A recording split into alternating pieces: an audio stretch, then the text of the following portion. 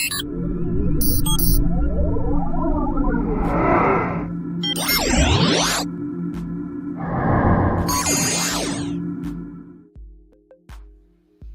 that was cool. Yeah, it's a new little droid intro I've got there. Mhm. And so it's I want to remind people that might pop in that I am part of the Region 2 network. I am not on the Region 2 right now. This is just going out to the Luke Stone stuff because this is a draw and chill stream, which is I don't do a lot of, but I might do more of. I've got my friend T-Bunny with me today, and the link is in the comments, so if you guys are out there, got nothing to do, want to come in and chat comics a little bit and watch me draw, then absolutely, go ahead and do that. Yeah, I do want to encourage you to go check out the Region 2 Network, where the home of where Nerd Bacon gets to hang out. And so also check out the Long Shots campaign, where you can get 9 books for $25 plus shipping. Best deal in indie comics, period. And also, if you're in the mood to buy some Gemini mailers, head over there to Gemini mailers and use the coupon code RAGION2. You'll get 5% off your order. That's pretty awesome, I think. Pretty cool. So we are I'm going to draw, so I'm going to show some work here that I'm doing. And I see Nick's watching. Good afternoon. Now, I won't be staying up on the comments unless Nick decides he wants to come in and moderate a little bit. He can. I'm going to be focusing on drawing. Mm-hmm. So I need to remind me. I have a new one of those for you. Okay, awesome. Thank you. I would love to get a hold of that new banner. So we got Nick watching. Nick, good afternoon. I'm going to draw a little bit here. Not sure how long we'll go, but it's going to be nice and chill. Cool time. As you can see right now up on the screen are 2 pages I just finished last night. And so I'm going to be doing a little bit more of that. And I want to say hey to Cameron Christopher Payne's watching, saying hey Nita saying hey to them. Miss Rena's watching. Nice to see you, Miss Rena. Again, the link is in the comments. Let me pop that in there one more time. Oh, that's my PayPal link. In case you guys want to give me a tip, might as well go ahead and put that in there. Why not? Statistical Zero. Good afternoon, brother. Nice to see you. And here, let me throw that StreamYard link. If people want to come in and chat with T-Bunny and I, we'll talk a little bit. We'll whatever tickles our fancy. But I will be drawing. We can talk about the Hybrids book. We can talk about your book. In fact, Cooper, you were talking a little bit about what you're working on. I don't know how much of that you're willing to share with people today, but I think it'd be interesting conversation. I'm pretty open about it. Cool. I don't. Book I'm working on is called Community Service, and I'm currently 16 pages into a book that's going to be around 24 to 25 pages. So down the home stretch, pretty much. Just started working with my letterer / overlay / pre-press guy. slash. There's a lot of slashes there, man. Yeah. Well, when you get somebody this talented, you just, and he pretty much volunteered to do a lot of, I was just going to let him do some overlays, but then he's like, oh, by the way, I do lettering and also do pre-press. I'm like, okay. I don't have to look for those things now. All right, cool deal. Might as well get it all done in one place, right? Yeah. I mean, my artist colorer are a married couple, and so if he has any issues, he just calls across the room, or if she has any questions, she just calls across the room. So that's pretty awesome. I used Nitho and Thaisa Diaz for my cover for the latest book. Oh, cool. And they're a married cover. Married cover. Got covers on the brain. They're a married couple.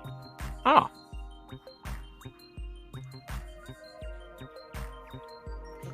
Well, the thing about Barbusco is when you see how Edmundo, his art works with Mika's colors, it just it's like they complement each other, pretty much like they complement each other in real life, Yeah. But there's a real deep connection there. Well, I would hope so. Mm-hmm. Nita Lanning says telepathic bunny. I was like, who the heck is T Bunny? Yeah. It's just quicker to type T Bunny. T-buns. It's the T-buns Right. in the house.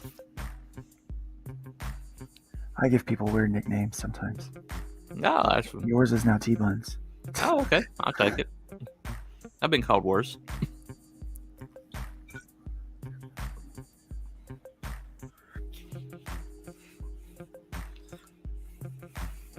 Well, Serafina has really grown as a character in her art. Yeah. She's going to have to grow a little bit more, too. Right, right. Kind of what I'm drawing now. This is not the book that's crowdfunding. That book is finished. This is the next book. Oh. So, yeah, so this is the next book that is, that's pretty good, I guess.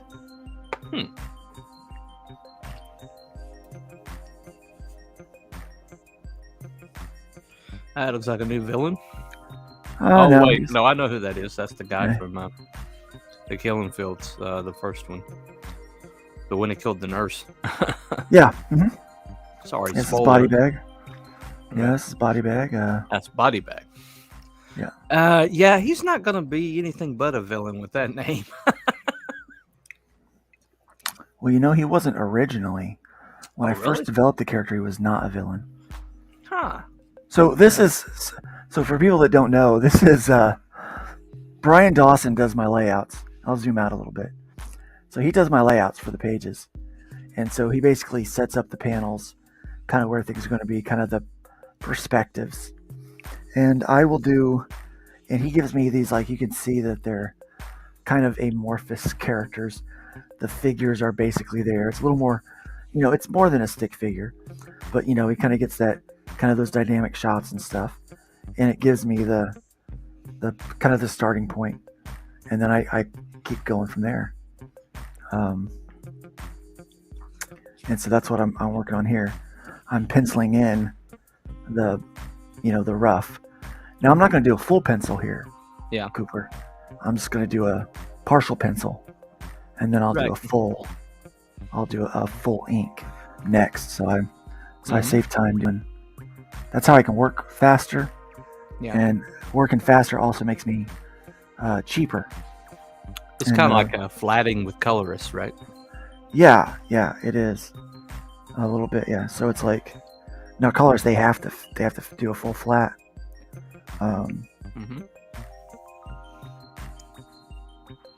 Yeah. I'm sorry, I just got a little distracted by some internet drama. Don't you just love the internet drama? Oh yeah, absolutely. I see Mike Jimmy's in there. I'm doing good, Mike. Thanks for asking. And yeah, you should be sleeping. This might put you to sleep. Watching a little chill stream and some drawing and just talking. And I've got that nice ASMR voice now. Oh yeah. Drawing happy little villains. Yeah, I am a no drama kind of guy, Hojo. I really am. And KP says he likes I don't even Coco Shuko Papa Shango. You got it. I got it. Right. I got it. Yeah. He likes seeing the process. I like showing the process. I don't like to put anything behind the veil. In fact, this page might be a little bit of a spoiler, but I don't even care because I know most people are going to forget the spoiler by the time they get it. Right. Yeah. So it's all right. And Nita says the background music's putting her to sleep. I'm just taking a couple seconds here to look at my script because I am noticing that there is. Here we go. I'm noticing that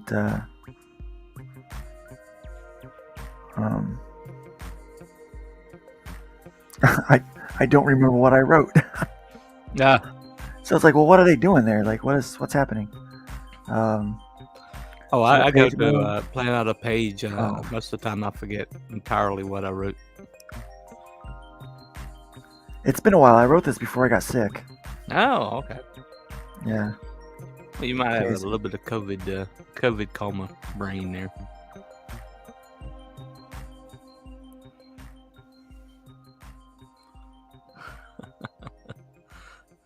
Mike Jimmy likes your ASMR voice. Yeah.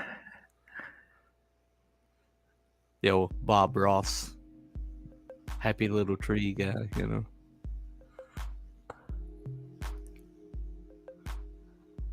All right, nice try. Body bag sends a shadow in.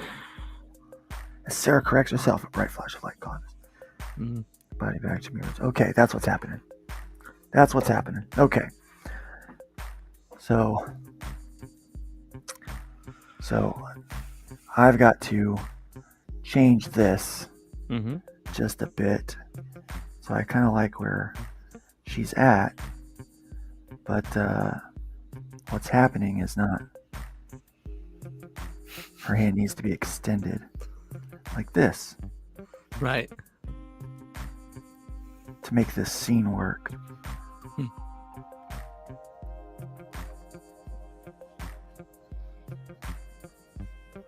Just drawing his fingers in there. I don't want his fingers at.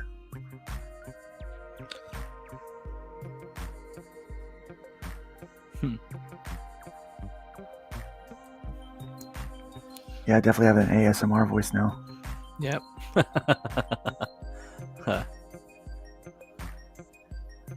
Yeah, somebody's like, happy the little villain layout. Happy little villain layout, yes. Oh, that's funny. I really like how he put him in here. Right. So let's put his feet. I'm going to ink just most of that.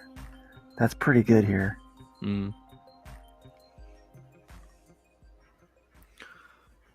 I don't know why Dawson always just puts 3 fingers on stuff.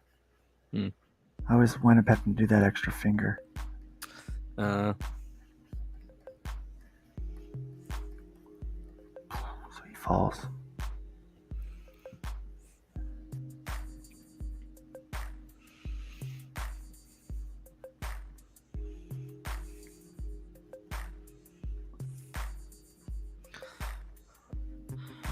Yeah, I might be talking to your friend Nick shortly because I figured out that a power structure for my world that would work great for an RPG. Nice. Yeah, Nick is very good at doing those things. Yeah. He is one of my favorite partners that I've ever worked with. He just he loves the universe, I think, as much as I do. Yeah, he's a heck of a dungeon master too. He really is.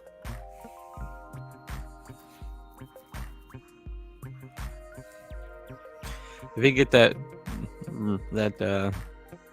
Red Valkyrie crew to make her way through a board without getting themselves killed, I mean that takes some skill there. Yeah.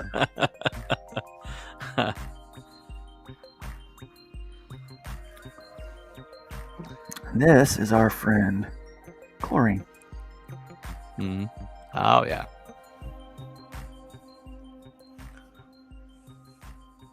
Is there a power? Does she like alter gas to for different effects? Is that what she does? She can actually turn her body into a gaseous form. Oh, okay, that's handy. Yeah, and then she creates, and it's a chlorine gas, so it actually burns flesh. Oh yeah, chlorine gas is bad news. Bad news, yeah. So, fun fact. Yeah. One person that her power does not affect. Huh. Somebody doesn't breathe? Well, they can hold their breath, but as far as the effects of the gas on the body. Oh, okay.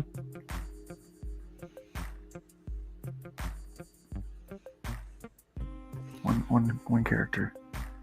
That's Trash Man. Oh, that's right. Wow. I Yeah. guess that's handy. Yeah. Considering that they're a married couple, Well, they will be. Oh, They will will be. be. Oh, that's right. That At hasn't least that's the happened plan. That's the plan anyway. yet. Yeah. If you don't kill him, As long as they both make it out alive. as long as they both make it out alive, Yeah, there got will that be a wedding. caveat. There will be a wedding. They just both got to make it out alive. You see how loose I do the pencils? I'm like, Yeah. I really. I like this angle that he chose. Yeah, he's definitely read how to draw comics the Marvel way. Yeah, he's got a great sense of perspective. Mm-hmm. And so it makes it to where I don't have to go in and fix much. I just go in Right. and pencil my characters in.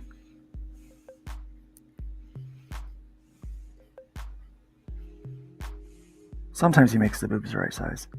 Oh, Sometimes I have to make them bigger. yeah.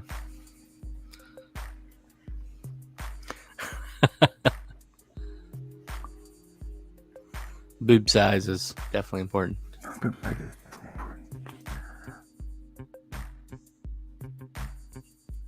I'm sharing my whole screen so that people can even see the tools that I use.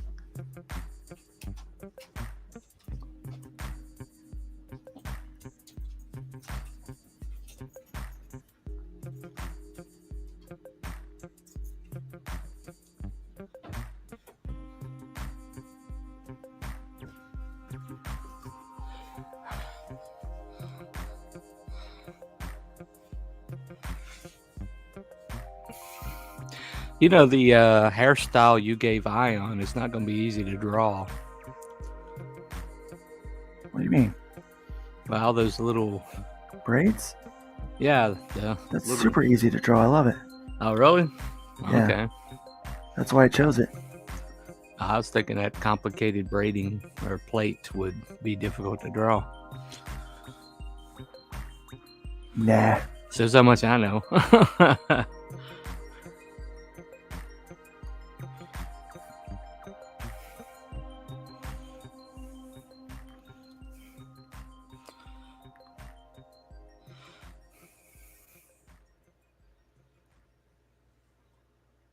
That music is chill, man. Yep.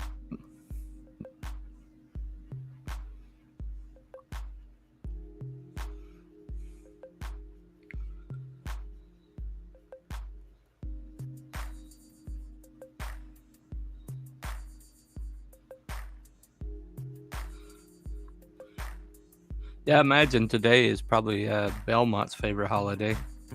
420? Yeah. Probably.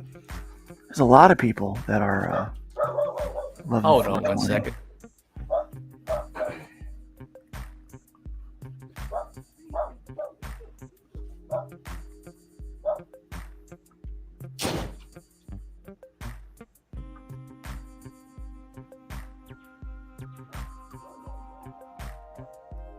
Dog barking.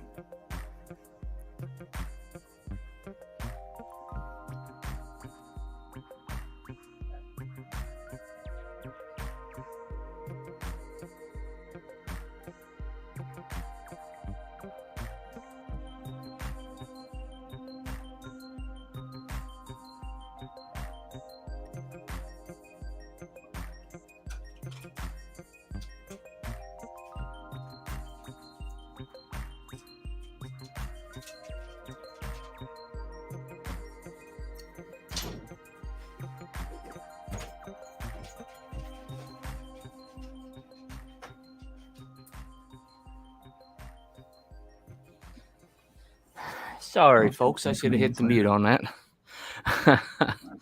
Rosie the Wonder Dog says somebody goodbye. If you know anything about Dotsons, that is an act of war strolling by. Yeah, I know very little about dachshunds, even though I owned one for a while. Oh, really? Yeah. Well, they have a few traits that go from dog to dog, but for the most part, they're all in little individuals. Definite personalities.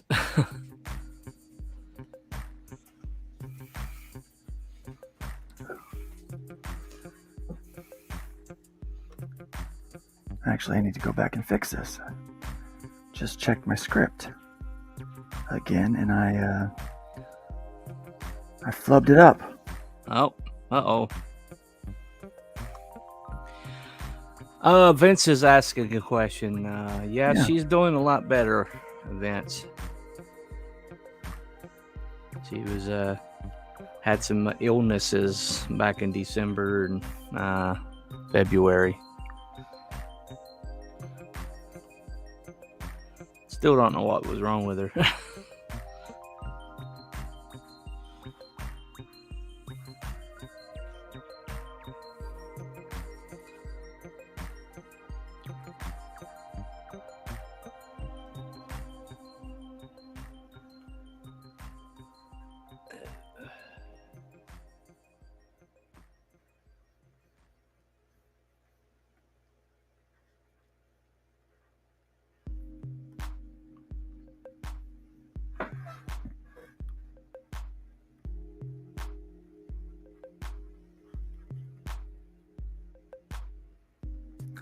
I gotta remember what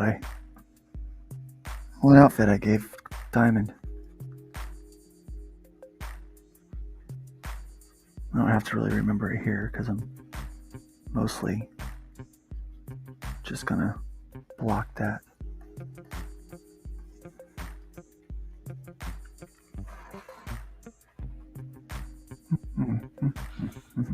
That's the girl from the I'm sorry, I don't want to spoil anything. But mysterious little girl with the ponytails and the diamonds on her body. Is that Yes. the one? Okay. Yes. Gotcha. All right, so he did it again. Check this out. Mm-hmm. Dawson. Ah. Dawson. I love the guy. Uh-huh. Bear that in mind.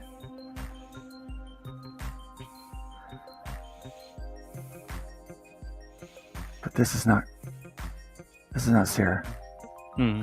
This is Chlorine. Oh.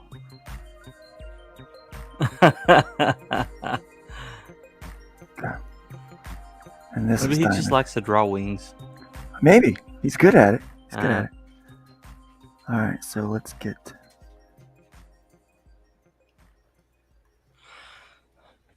Sorry about the screen door, guys. They're complaining that I accidentally slammed the screen door, so. That was me. I apologize. Should have muted before I took off. Well, we live, we learn, right? Yep. Yep.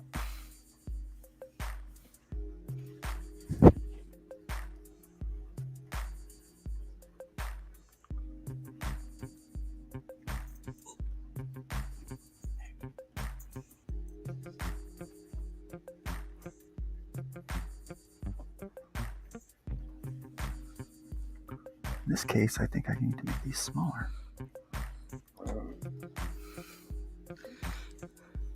Oh, you're doing a breast Reduction here. reduction. Wow. Yeah. Oh. Well, she does not have the same endowment as her mother because she's young. Right. Because she is young.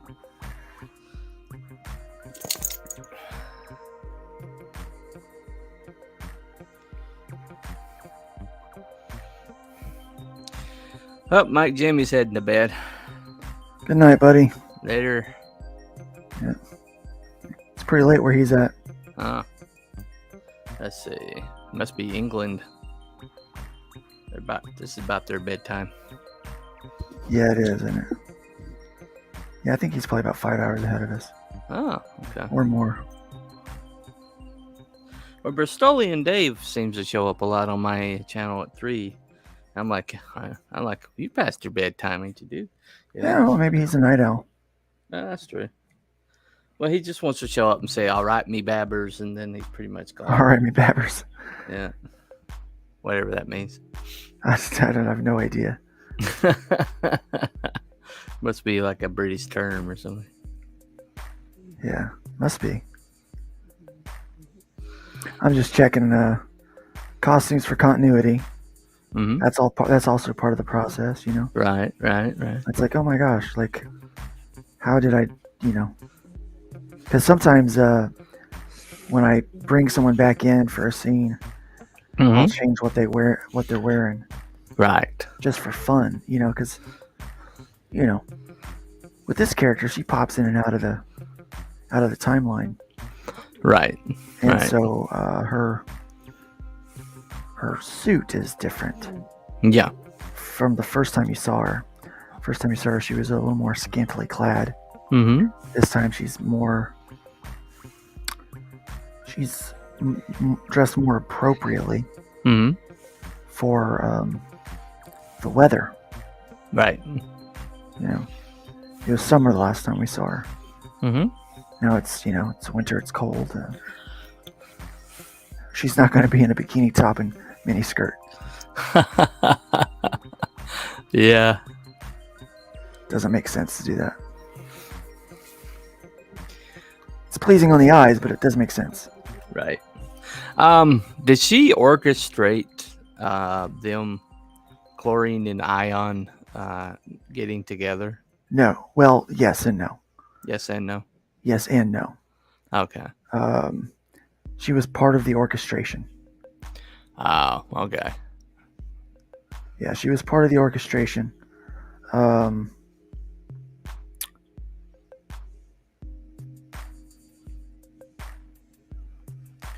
That's what I did with her costume. Okay. The other side of it that's the black side. Nick says it's more Bond girl sexy, less bandage style sexy. Bondage style. I'm sorry. Yeah, bandage. That's funny. Yeah. Sorry. She still has her diamonds. Right. Though on her boobies. Uh-huh. And it's a 3/4 sleeve. Okay. All right. And this is her.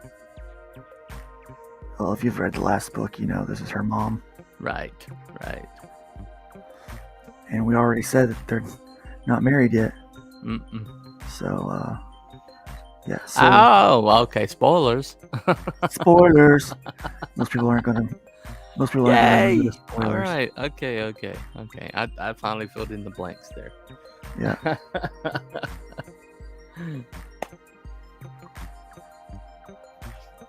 I feel stupid now.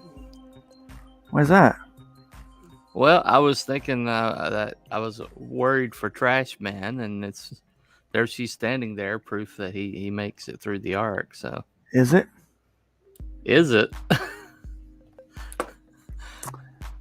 So she might have a different father? Well, she came back to tell her mom and dad to save Molly Rayner. Right? Yeah. Okay. So Molly Rayner, as we know, gets referred to as the necromancer. Right. It is revealed. I don't know. Is it this book? Yeah, it's this book. I'm giving spoilers away for the one that is actually crowdfunding right now. So, spoilers. Yeah, you might want to read the book even more now. If I say it. So yeah, what's cool about this is she comes back and tells him that, hey, you've got to save Molly Rayner. Okay. Right. And there's a reason why we find out, but Molly has the ability to resurrect or also reanimate. So she can reanimate. She just explains her power in the book. Yeah. She can reanimate dead people, but they don't have a soul. They're just a tool at that point. Zombie. Yeah, a zombie. So she can use them as a weapon. So she can Right. reanimate things to fight for her, Mhm. carry out tasks. Pardon me. No problem. But she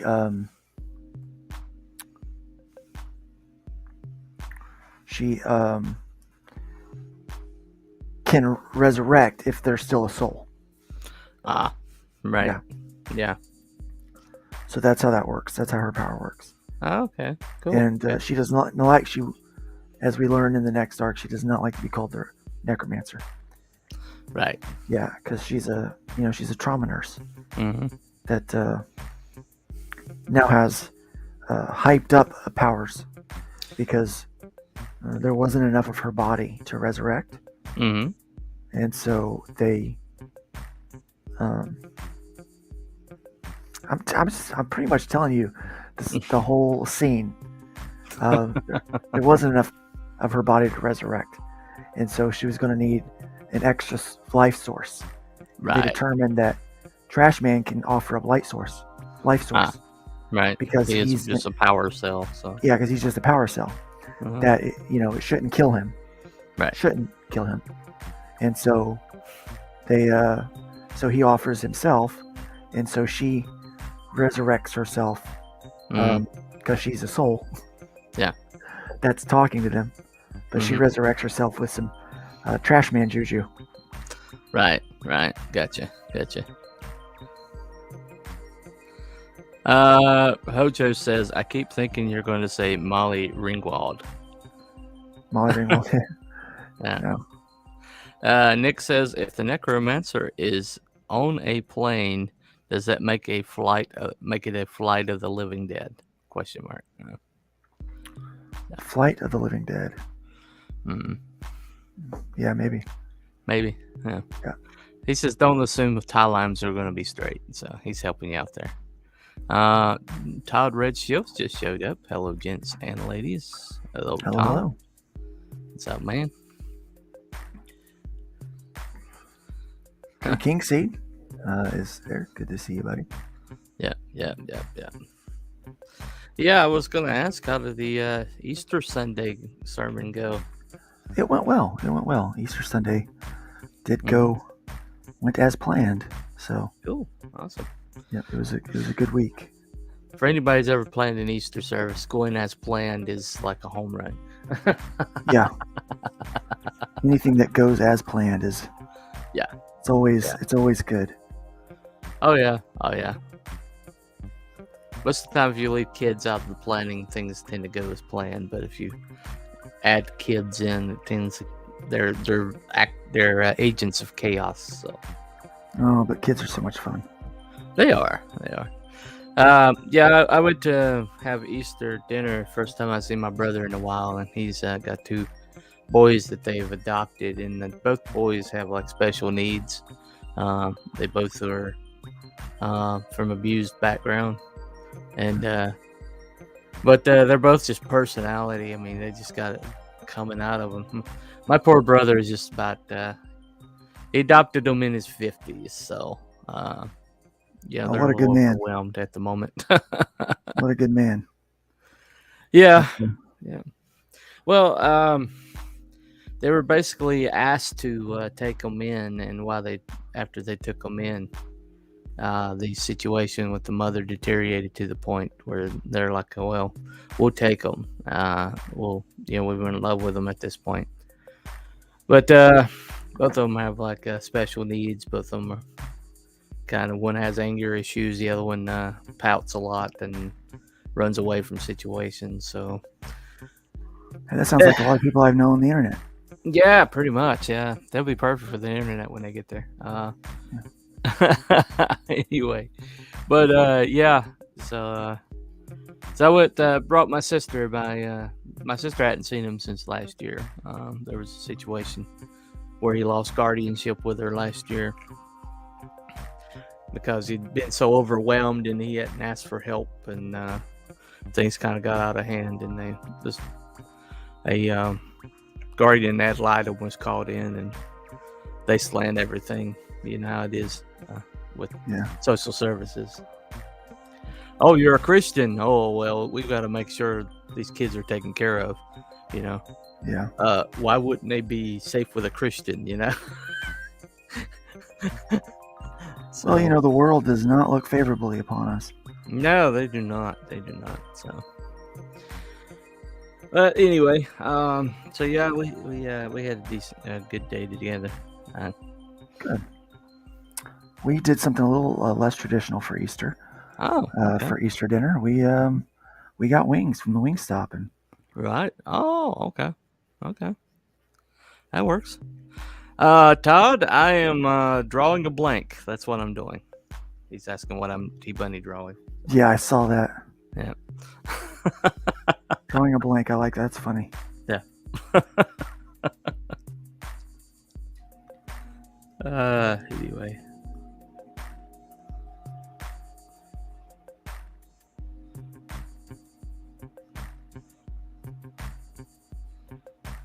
I like this hairstyle. I think it's cute. Yeah, it is. Little pom poms there. A little playful. Mm-hmm.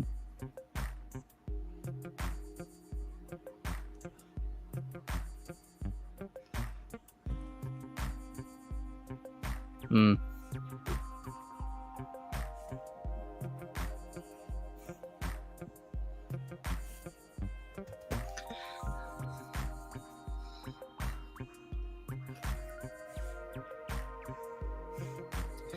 You're gonna clean that face up. Look at that. Yeah. Is she doing the mom thing? Is she like spitting Yeah. on a hank? Close, but no cigar. Right.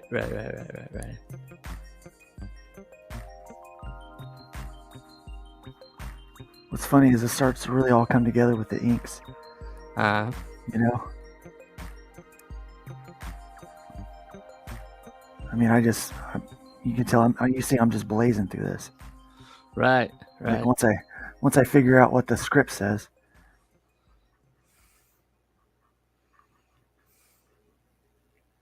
That's a big nose. I gotta fix that. Mm. There, her face looks a little funky, but let's zoom in and fix it. Right. Funky face. We don't want to give Chlorine a funky face.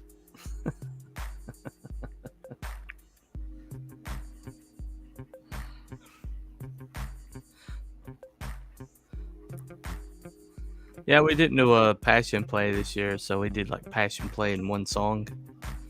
Okay. Yeah, it was called My Name is Jesus. I think it's the name of it. All right. We didn't do like a passion play or anything like that either. Yeah. Kind Well, I mean, of. It just wasn't very. It wasn't a very traditional Easter for us at all. Like even at church, it wasn't very traditional. It was, it was just different. Well, you certainly have a heck of a governor right now. So he's fun. It just seems to be a good guy. I mean, he's like a politician, but he seems to be a good guy. Yeah, I like him. Yeah. I'll vote for him again. There you go. He certainly ticks off the right people. I always pay attention to who gets ticked off at somebody, you know? Yeah.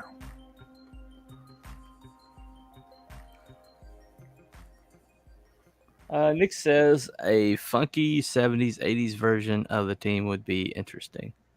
Oh, okay. Yeah. And the thing is, it's comic books. You can do whatever you want. Oh yeah. And you should do whatever you want with comics. Oh yeah, definitely. I like drawing Chlorine, especially from the first arc, because she got buffer. Right. In the second arc. Well, she's. If you want to spend time with Trash Man, you're going to spend time in the gym. Right. That's how it works. He's a gym rat.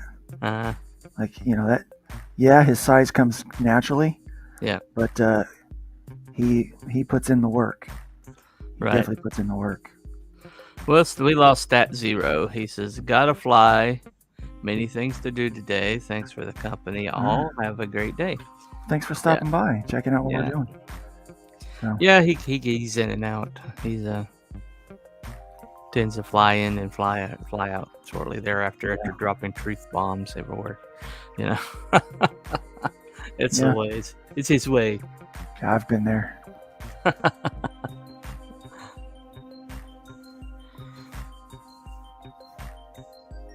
Yeah, I've been trying to get with a guy that draws Napalm Brothers.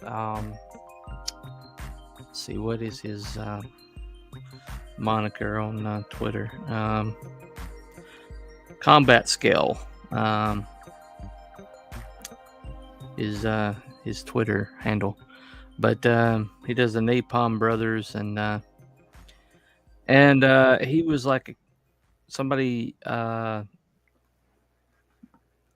said that his comic will be judged by history, and he's like, well, my main characters are a Mexican immigrant, 2 disabled persons, a powerful black woman, and a metrosexual gorilla. Just because I don't hate America doesn't make me wrong. Anyway, I like that. Yeah, so he wanted to do a show with me, but his schedule still hasn't permitted yet. But I'm planning on doing a writing room with him on patriotism as soon as he comes available. Yeah, patriotism in comics, what's the balance there? How do you figure out how to have that in your comic but not be too jingoistic, that becomes obnoxious. But I've seen people go the other direction lately. I've seen a lot of quote unquote patriotic characters that have flags on and everything like that are just have absolutely nothing to do with the country's values at all. No depth either. No depth. Yeah. No depth in character. No. Well, I mean, my lead character, he's got the stars and stripes on him and everything, but he holds to like a moral code that's similar to what you find in the Constitution, the believing in the rights of mankind and things like that. But then again, he's also a soldier, so he gets the job done. He'll to make the omelet, he will crack some eggs. And by eggs, he also means heads. Yeah, and also people's feelings around him that he needs to get something out of. Because I was amazed when I was writing him. I was like, he is manipulating the crap out of these people. And funny how sometimes characters will do that to you. Yeah. I didn't realize you were that way. Yeah. But I'm like, is it devious if he's like, using a little underhanded tactics to get them to basically save themselves, or help him save them, It's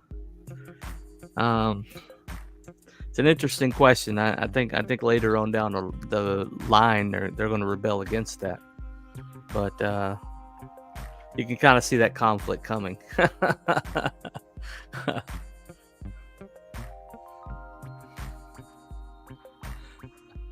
Nick says, well, hey, we're all so busy between streams and broadcasts.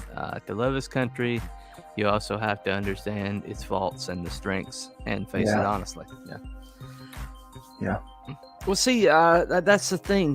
People seem to think that if this country has any flaws, they can't root for it, or they can't love it. But there is no country on this planet that doesn't have a lot of dark days in its history. Loving your country is a choice you make, in spite of those things, Yeah. And let's face it, if you put up America's dark days up against other countries' dark days, we still come out looking like, smelling like roses, Yeah. Because we overcame a lot of stuff earlier than most countries. We certainly have had some dark days, but there's a reason why everybody wants to come here. Yeah, everybody. It's still, we still have a lot of good to offer, and for all of our faults and all of our bad, I mean, yeah. Well, um, when you see like countries that are facing oppression or facing their extinction as a country, and they're waving American flags and they're more patriotic than Americans are right now. yeah, Because America really isn't. It's just it's not only the country, but it's also the ideal. yeah, Because we took all the mistakes of all the other countries and distilled it and created this document that's maybe one of the most perfect documents that's ever founded a government. I mean, they're really, we're still understanding, we're still trying to figure out how the ins and outs of the document, how, yeah, and there's really not many flaws in it. And we have but even then we have like policies that we can enact to change it, yeah, in a representational way. So, which is funny because one of the main cruxes of my book is the fact that they changed the Constitution. They gave an amendment to the Constitution that went the wrong direction, and oh, cool. And so, I mean, they basically made all their powered people wards of the state, essentially. And when the government gets involved, there's always going to be always going to be trouble. Always going to be trouble, yeah. When I look at healthcare, not that it was great before, but no, it's worse now. So I could have and should have had ivermectin. Yeah. When I got sick. Right. But the hospital would not give me ivermectin. Because really? It was not part of the protocol. Ha. Yeah. Oh, I mean, there's there's testimony after testimonial about ivermectin early on in the process. Yeah. So that really stinks. Yep. And plus, all the infusions were taken off the market by the government. They bought them all up. But then they just said it was because it was for the wrong strain of COVID. But that strain that it would have worked on was a strain that almost took you out. Delta, yeah. The Delta variant, yeah. Yeah, I mean, I wonder what it would have been like had the government not had their fingers in the process. Yeah, well, that's a lot of things that way. Mr. CKP over here says the Creed. And Nick says the United States Constitution, one of the most beautiful creations ever wrought by mankind. Yeah, I agree. Your boy Hojo says the government took over student loan debt in 2010. The debt exploded, and now they want it canceled. Hilarious. Yeah. When you check the dates on a lot of the worst things that we're dealing with right now, they all seem to go back to the same 8-year term. Don't you dare say it. Don't you dare say it. I won't get you struck. I won't get you struck. I won't get you struck. They'll cancel you. I'm going to zoom that out so I can address this a little differently. Ah, right.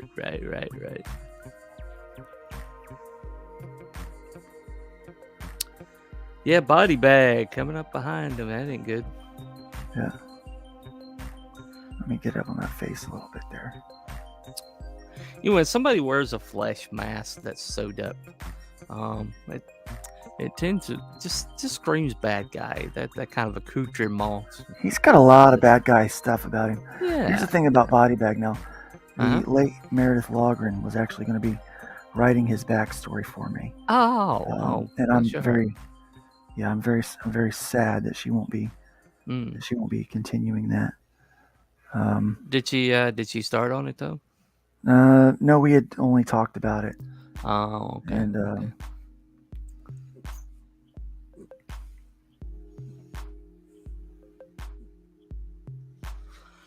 Yeah, I know that's a big loss for you and for everybody around big her. loss So, for everybody. yeah.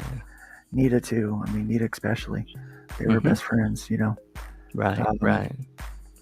and so but it was tragic loss. But Mhm. one of the things we had determined about this character, Body Bag, Yeah. is that he was not uh, getting his superpower is not what made him Ah. a serial killer, a Oh. monster. He was already a monster Oh no. before that, and so his backstory Yeah. has no superpower whatsoever. Mhm. It just kind of tells the story of how he's just a complete creep.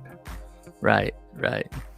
You know, Your boy Let's keep Hojo that says order. never underestimate the ability of big government to ruin everything they touch and to leave everything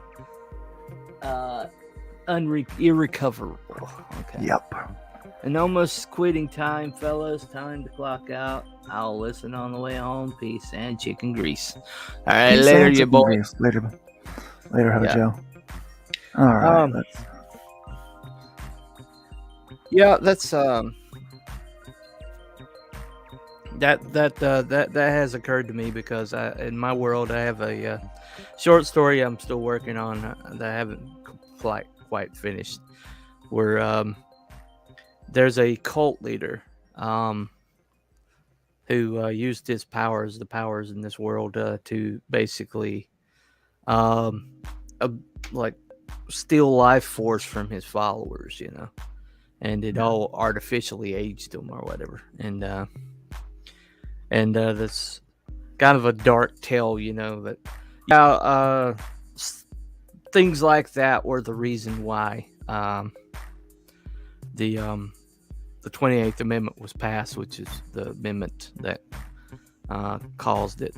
But at the same time, to show the corruption that's always in the world, after they captured him, he later turns up as a government agent. That's funny. Yeah.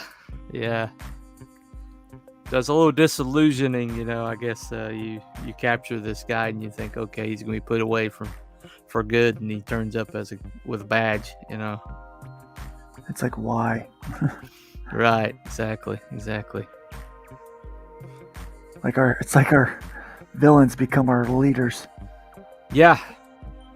Oh yeah, definitely.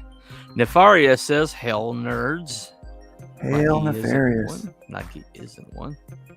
Yeah, he is a nerd. We're all nerds. Yeah. We're all nerds here. True nerds, not the Big Bang Theory nerds. So, yeah,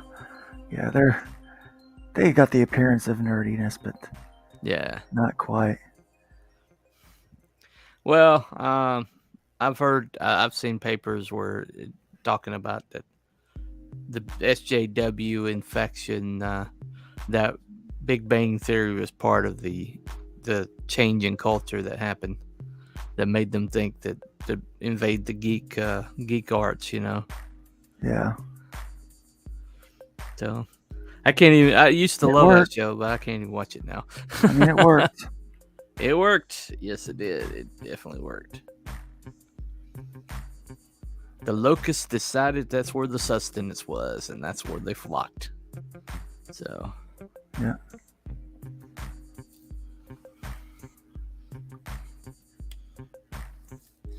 Yeah, I saw today where Kenobi, the Kenobi series that they're putting out. Yeah.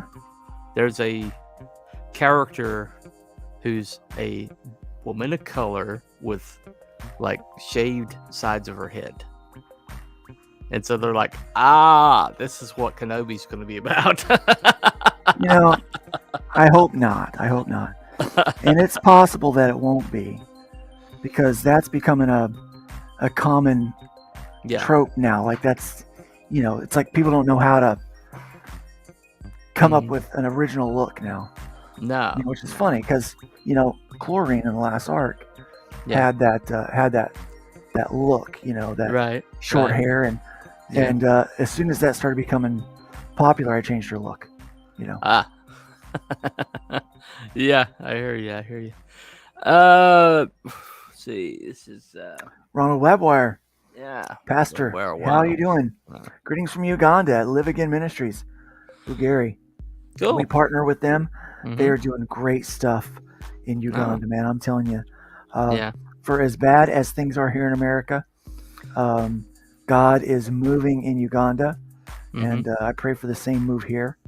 We just actually, on the news, in the paper, Yeah. we just read that a local pastor, a church of about 12,000 here, has resigned from his post and is suing his church.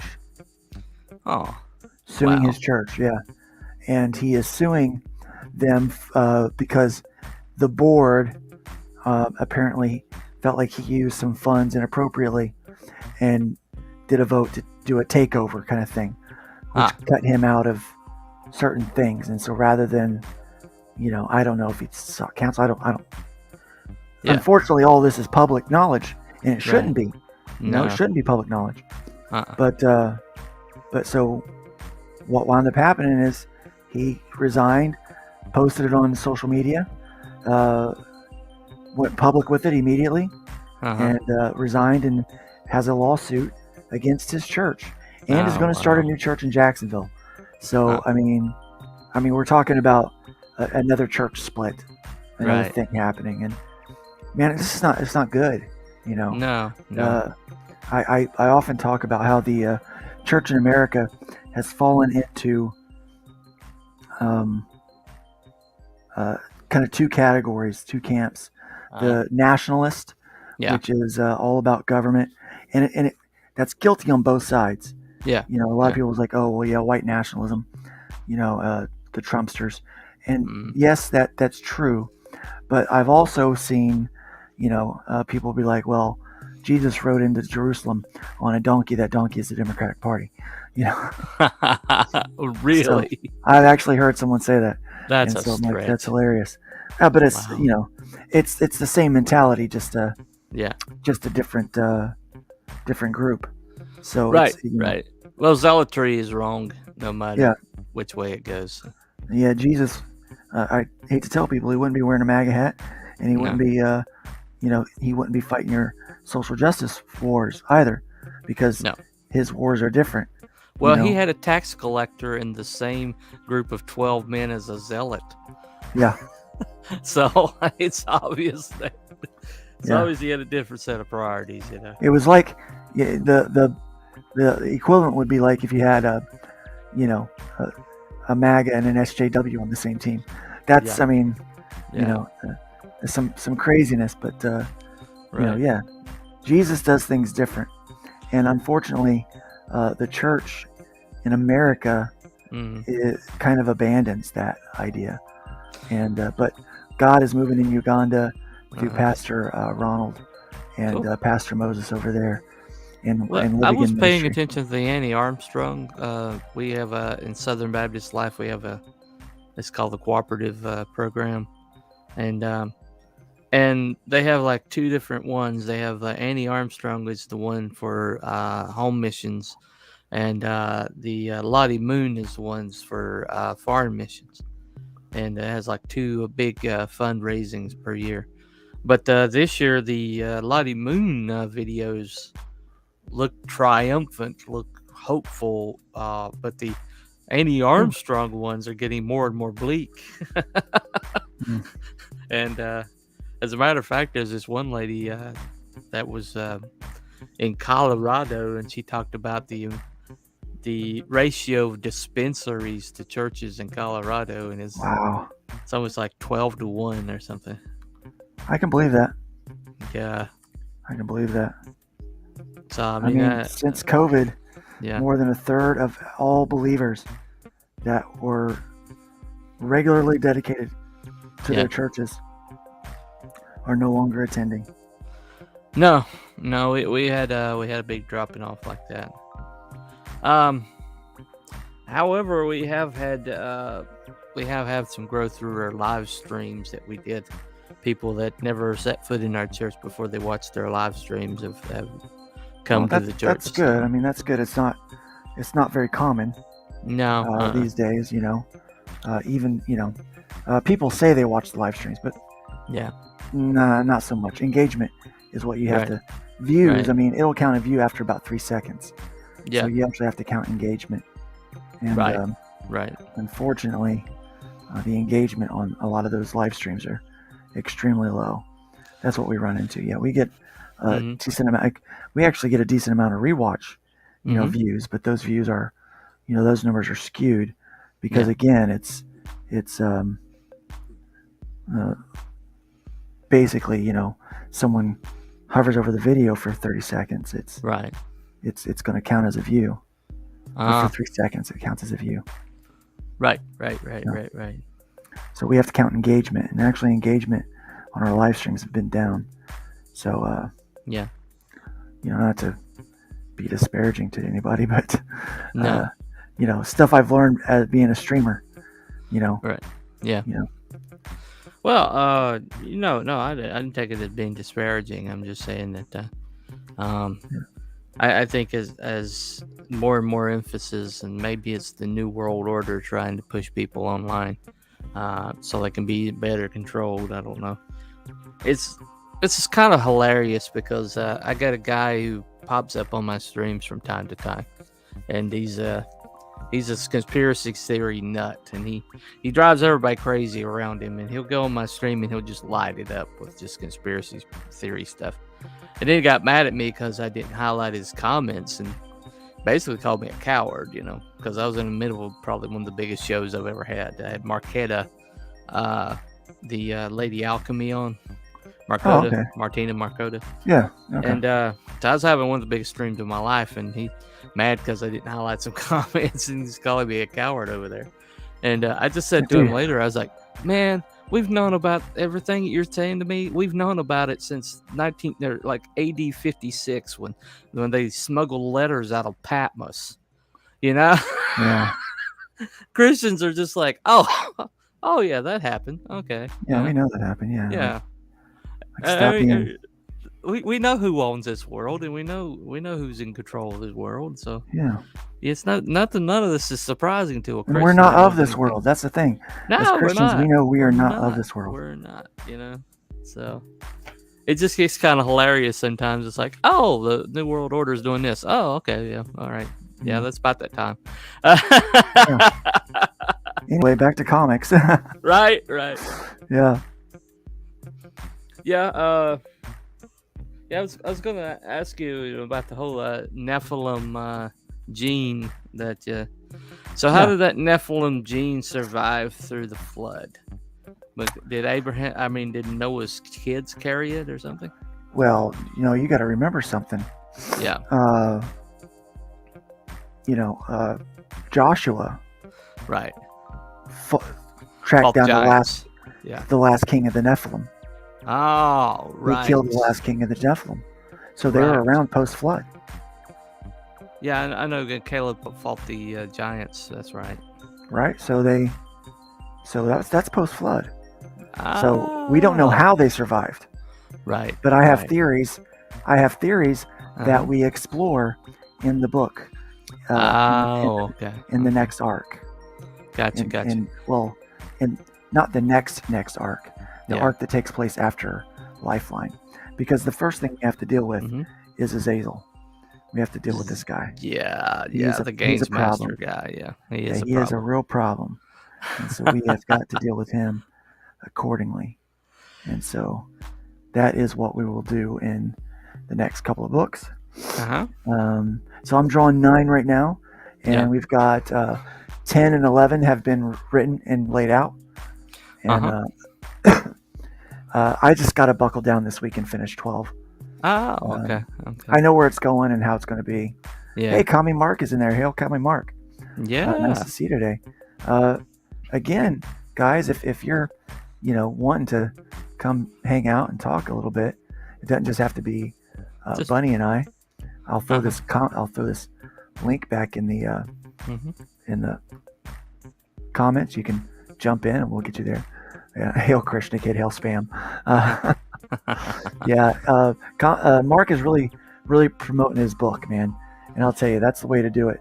is just to go around. We saw Rich Ayala do that do that well with roach balls. Just showing up and dropping roach balls on people. Well, that sounds I've funny. got actually an Uncle Sam poster starring my lead character, and I've been trying to figure out kind of guerrilla ways I can post at different places and just say company men, Uncle Ironsides wants you, and just kind of like run a campaign like that. Join the revolution. Yeah. So I inspired heard by him though. Yeah. I'm looking forward to the company men. I think I missed back in that somehow by accident, so hopefully I can still get a copy. Oh no, I haven't even run a campaign for it yet. No, the company men by company. Oh, I'm sorry, you're right. Company men by Kemosabe. Yeah, Kemosabe. Yeah, that is an awesome book. It really I was is. discouraged to see he posted that people are asking for a refund because seriously. he's late on the book, but it's not his fault he's late. There's a freaking paper shortage. And he's kept people updated the whole freaking way. Yeah. And so they're like, well, as long as you keep me updated, I'll stay. And then they still jump. But that's what he's doing. He's keeping you updated. Exactly. He's doing everything right, and he's still getting the shaft on this thing. And I feel bad for that. Like, guys out there, you've got to be, at least a little bit lenient with this paper shortage. That's outside of his. The book is done. Yeah. The book is ready. I think he sent out the digital already, didn't he? Yeah. We got a digital copy back in November or December. So I still look at it from time to time. It's still one of the best books that I saw last year. But he's got this really cool thing I never thought of. If you're a super speed guy, that job must really suck. I mean, think about it. I never thought about it before, but hey, he's going to get there way before his backup. And then he's like, you got to deal with this. You're there. And it's like, well, wait a second now, I'm all by myself. Yeah. Exactly. That's a neat way to approach a super speed character. It is. It really is. Lee's a talented guy. Oh yeah, he is tremendous writer. He can't promote it. I mean, he can't promote like as well as a lot of people do because he doesn't have a really huge show like Bancroft, and when you don't in that there's such a different time zone from us. He had trouble going on streams and stuff to promote it. But I understand that. But that book should have been so much bigger.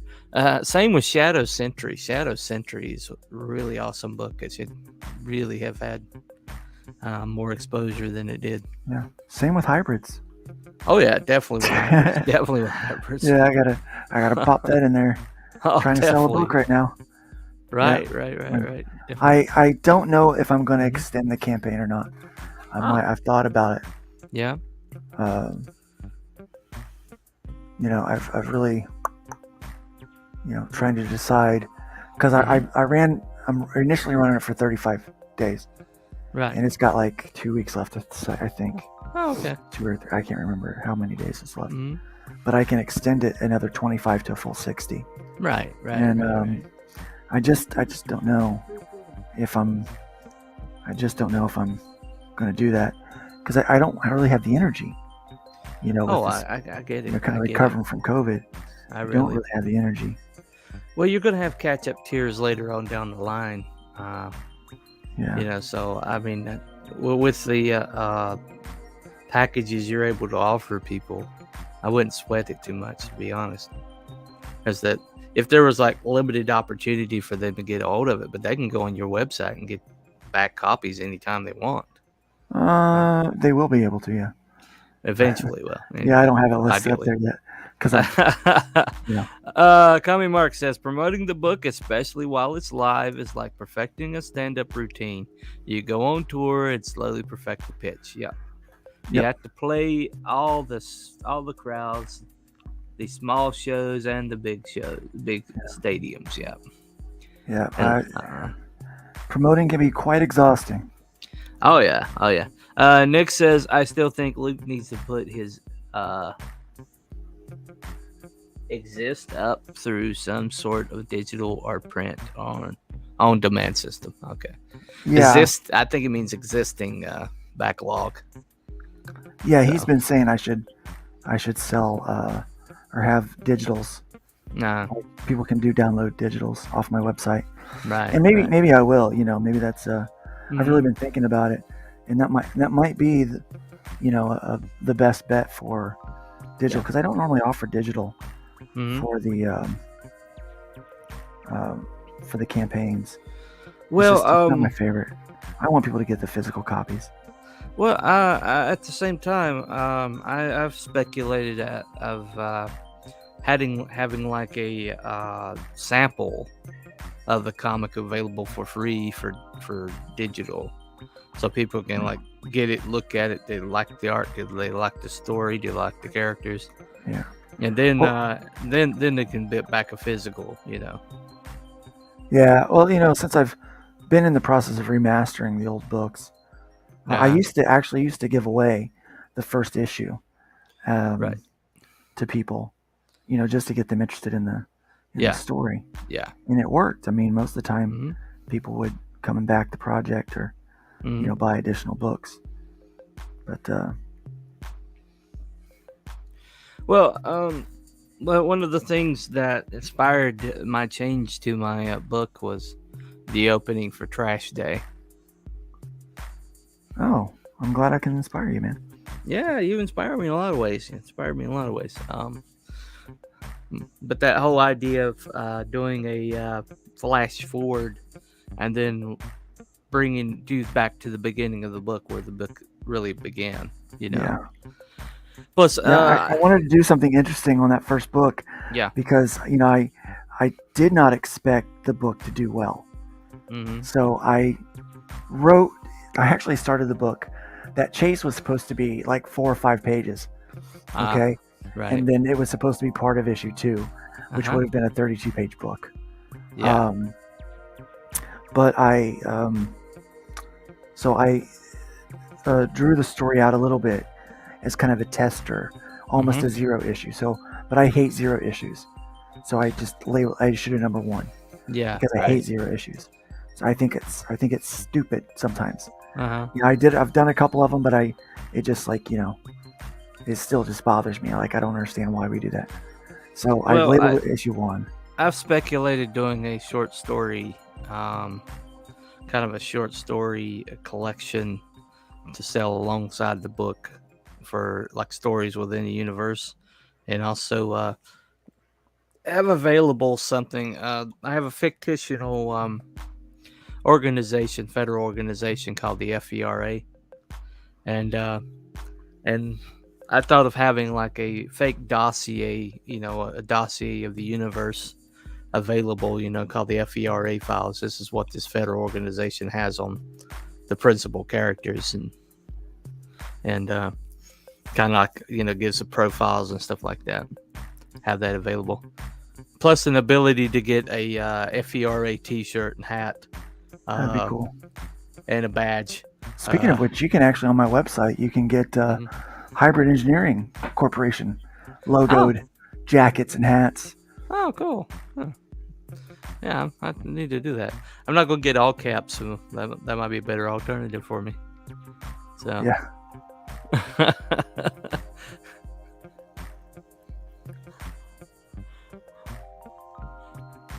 Once again, trying to behave myself. Nick says, slap a small price on the first issue, digital, but like 99 cents, enough people value it, but see it as a deal. Well, I think, I don't know what to sell the digitals at, to be quite honest. In fact, I've been told lately that I'm undervaluing my art too. Okay. My wife and daughter they're always telling me that. But I've had a few people besides them that I trust also tell me, hey, you're undervaluing your art. And so I don't know how to, I guess, proceed with all of that. Oh, I hear you. That would be an issue. I have thought about putting my shingle out to write for other people, but right now I'm so immersed in my own universe that taking energy away from that, especially since I work third shift. I don't. I'm gonna have to find a different way. Going on endless shows like some people do. I can't. I just can't do that because I work third shift. Yeah, I just don't have the energy to do that. Yeah, me neither. Me neither. This whole I run out of energy. Like I took a nap before the stream. As you know. Oh yeah. Oh yeah. As you know, I see Todd saying, "Do the digital is $5 a good deal." But here's the thing: I sell the hard copies, the retail version, on my website for $5. So it's like $5 plus shipping. And plus, it's an add-on. Because I was able to get your second book remastered for $5 on that, and the long shots. It's in the long shots pan bundle too. Yeah, the first book is. Yeah. But Hojo especially, I keep telling Hojo he needs to get hybrids because he's got a similar concept to his world. But he's kind of got like the same approach that you and I have, to where he's not just building or not just doing a one-off. He's not just doing like one story, one comic, but he's trying to build a bigger world, and then have a story set in that world, which I just think is a better way to go myself. Because if you build a universe and you build a world and they can only visit it with your IP, then people are going to be more likely to come back for multiple issues. Yeah. I'm humbled that people continue to come back for hybrids. Oh yeah. I've worked hard on it. I've continued to work hard on it. This issue right now that I'm drawing is particularly hard. Yeah. Because there is a death. There is a death. Right. And actually, I leave it with a cliffhanger. We know of at least one death, but the question is, will other people die? Yeah. Rev squares off against the friggin' eternal demon. And and he's human. Yeah. And he's human, and he does not walk away unscathed. No. Yeah, it's a rough batch, this book right now. Yeah. But the thing is, the story that I've really wanted to tell is the Lifeline Arc. Right. It's because this whole book. Here's the thing: what people don't realize is this book, the characters. It's kind of like writing a Lord of the Rings or a Lion, the Witch, and the Wardrobe. Right. These characters are important to the story because they're also allegorical. Right. Right. They also they fit a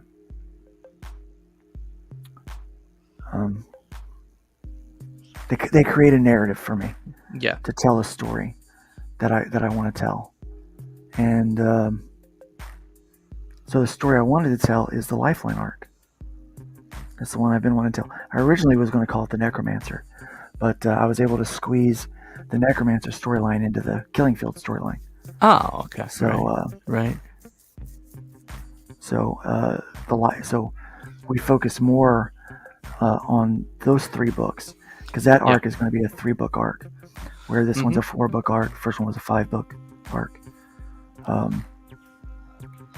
Well, my problem is I got so much world now, because I years and years and years ago I created a city, and a city I knew like the back of my hand. I mean, I knew the sights of it. I could tell you if you stood on this street corner what sight you would see. It was very vivid in my head, almost like a 3D model in my head. And I wrote like multiple stories in it, but I kind of went by the wayside. But I always hope to revisit it someday.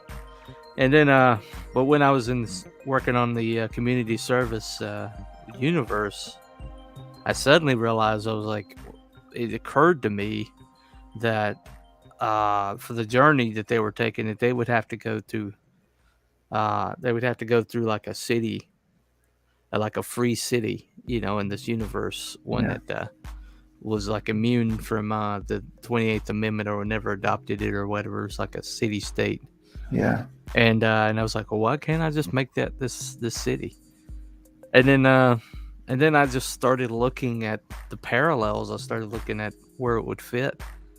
And I realized that I've been writing in this freaking universe for, going on 30 years or more. Yeah.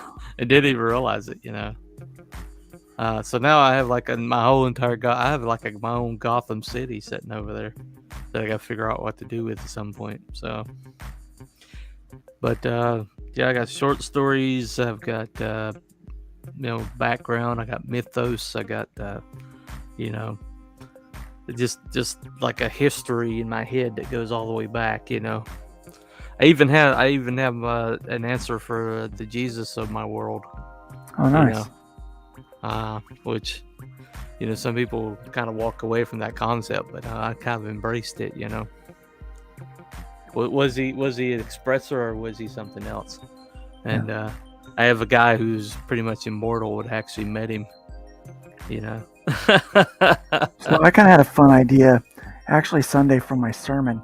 I was reading the verse in Matthew about the saints that were resurrected and went into the city preaching. We never really learned what happened to them. Did they die again? Did they? I call it the Night of the Living Dead. The graveyard literally emptied. Yeah.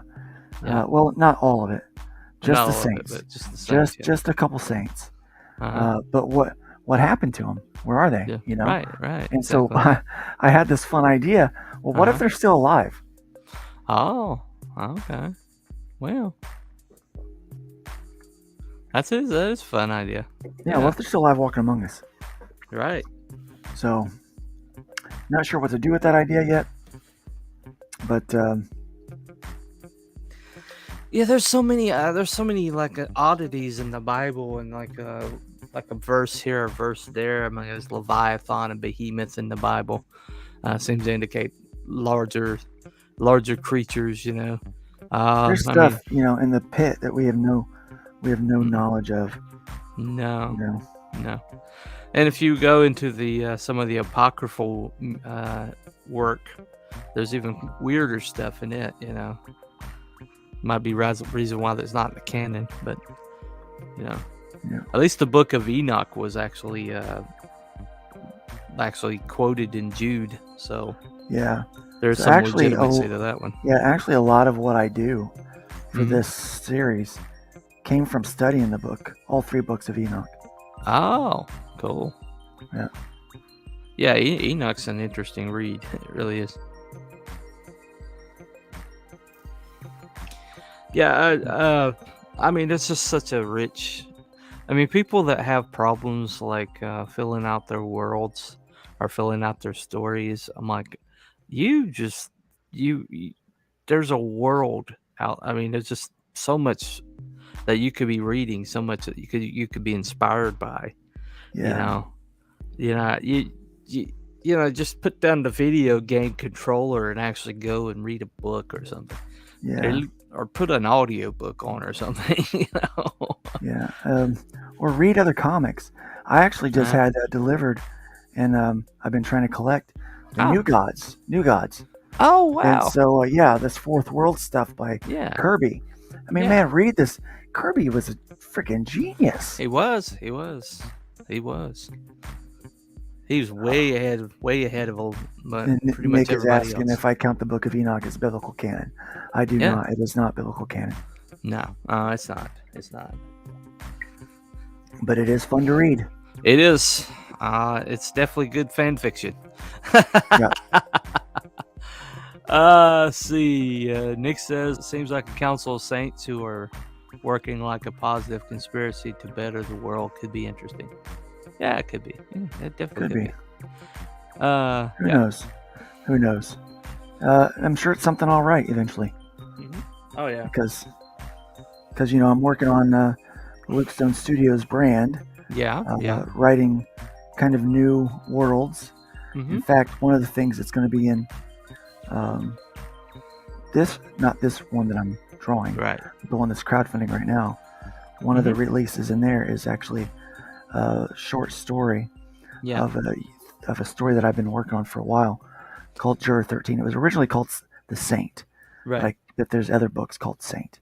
Yeah. Now, Yeah. but it is a vigilante story, and I'm decided to partner with Edward Davis, who writes Immortal Era, because I like his writing style. Okay. I really enjoy the Immortal Era books. If you haven't read those, you should get a hold of them. They're really fun. Yeah, I definitely put that on my list. Todd says, I struggled for a while with taking creative liberty with biblical material. I don't want to present it as truth, but I want to be clear that it's a fictional take on biblical stories. Yeah. Well, that's what I've done. I've tried to, Yeah. and oddly enough, the biggest fuss that I get from people is not that I'm using the Nephilim the way that I am. Yeah. It's that my comic book is not a Christian comic book. Right. Because you're a pastor, your book should be Christian, right? Well, it's got it's got my worldview in it, but it's a superhero comic book. Come on, I'm not using superheroes. I don't know if you remember saying this, but you said this on Bancroft. You said if you look through the Bible, very few characters in the Bible were believers. Yeah, and they didn't start out that way. Yeah, and very few characters in the Bible actually did good things or followed Christian principles or even Judeo-Christian principles. But the Bible has them in there. Yeah. And they're no less significant to the Bible. So yeah, I mean, look at Abraham. Yeah, definitely. Definitely. When he was Abram, he went from Abram to Abraham. He didn't start at Abraham. Yeah. And that's the thing. That's a lot of people, they forget that aspect of the story, that it doesn't. They didn't start there. Right. And like James, the brother of Jesus, wrote a book. He did not believe his brother was the Messiah. No, not until after the resurrection. Right, exactly. That whole thing that kind of changed his mind a bit, Oh yeah, a little bit, because he probably talked to him directly after the resurrection. Yeah. He saw him die, and then he went to visit some folks. I'm pretty sure his mom was on the list. Oh yeah, I'm very. You do not go back home and not visit mom. Trust me. No. Well, yeah. If you look at Moses, I mean Moses, the kind of crap show that he was. I mean, for first 40 years in Egypt being a prince, next 40 years on the backside of the desert herding sheep like a commoner, and then boom, he shows up back in Egypt, waving a staff around, doing miracles and declaring, I need to get these people out of here. And the thing is, we forget that he wasn't the one talking. No, we think of Charlton Heston. It was Aaron. Because Moses had a speech impediment. Mm-hmm. Right. So he didn't talk. That's why he was like, hey, I can't. God, why are you calling me? I can't do this. Right. And, right. God was like, well, we'll fix that. I'll get your brother-in-law Aaron. Yeah, he already had Aaron on his way over before the excuse was even made, Yeah. Because that's how God works. That's how he works. See, Nick said, I figured about the Book of Enoch. He says, I figured the folks asked me about it, so being me, I just asked. Okay. Conchu and St. Christopher has similarities. Yep. Protection of travelers. Yeah. Hail, everybody. Pedro. Vote for Pedro. Vote for Pedro. Oh, we got the ninja in the house, too. Yeah. The Ninja Ginkgo. Okay. Dante's Inferno, I heard, was an interesting read. Yeah, it's an interesting read. A little difficult. I would go with the abridged version. Yeah. Or the translation. Me too. Modern English. Anyway, the Ninja says Vatican didn't like it too much. No, it did not. Vatican didn't like a lot of things that were Yeah. that God put in the world at that Of course. Yeah, of course. because they thought they were God. Anyway, Yeah. I admit, as a believer, I am hesitant to reference real named individuals of the Bible, including supernatural entities in fiction. Yeah. Nephilims are the OG mutants. Agreed. He empowers the chosen. He doesn't choose the powerful. No, he does not. I am a fan of Jesus' other brother, Craig Christ. Okay. Okay, that's weird. Rich man, poor man. Yep. Okay. But I look at it this way. As long as you're not being blasphemous, as long as you give him his status as Yes. the Son of God, Yeah. I don't see any reason why you couldn't include Jesus in. If he was anywhere in your world, he would have been a significant character in your world. Yeah. Well, I do a fun thing. This is kind of a spoiler, but Yeah. not really, because it's at this point it's old news for anyone watching this series. And like I said, I don't really care about offering up spoilers because if it makes a story compelling for me to tell you, so that you want to read it, then I'll tell you now. With the expectation that maybe you'll forget it, or because there's other stuff in there. Right. My books are better than just the spoilers. Oh yeah. Yeah. Agreed. And so I would I've got Trash Man starts out as a atheist. And because he's in part Nephilim, that means he's part angel. Right. Which means angels are real. Which means God is real. But if God is real and I'm an atheist, how do I reconcile that, right? Right. And so we deal with that a little bit. And Danny, the guide by the side, rather than the sage on the stage, kind of character that he is. Right. Don't don't be an idiot. Don't be an idiot. Well, I remember that conversation taking place, but it was taking place, it wasn't as a proselytizing manner. It was just like, you need to put two and two together here. You're not doing the math. Get your head out of your butt. Think about it a little bit. Yeah. Right. That's typical Danny style. Get your head out of your butt. Yeah. Put your big girl panties on. That's real life Danny too. Yeah. Danny's a real guy. He's a not Peter. Made up. He's definitely a Peter. Sounds like. Yeah. He's not made up at all. Right. Todd says, I understand Nicholas Tucker. I am using angels mentioned in the Bible. Want to treat that respectfully. Pedro Egg says, I was raised Catholic. Personally, I'd rather not touch the subject in my stories. So that's fine. Yeah. Totally fine. So Luke, who dies? Todd. We'll look for a spoiler. Ha ha. Wouldn't you like to know? Get the book and find out.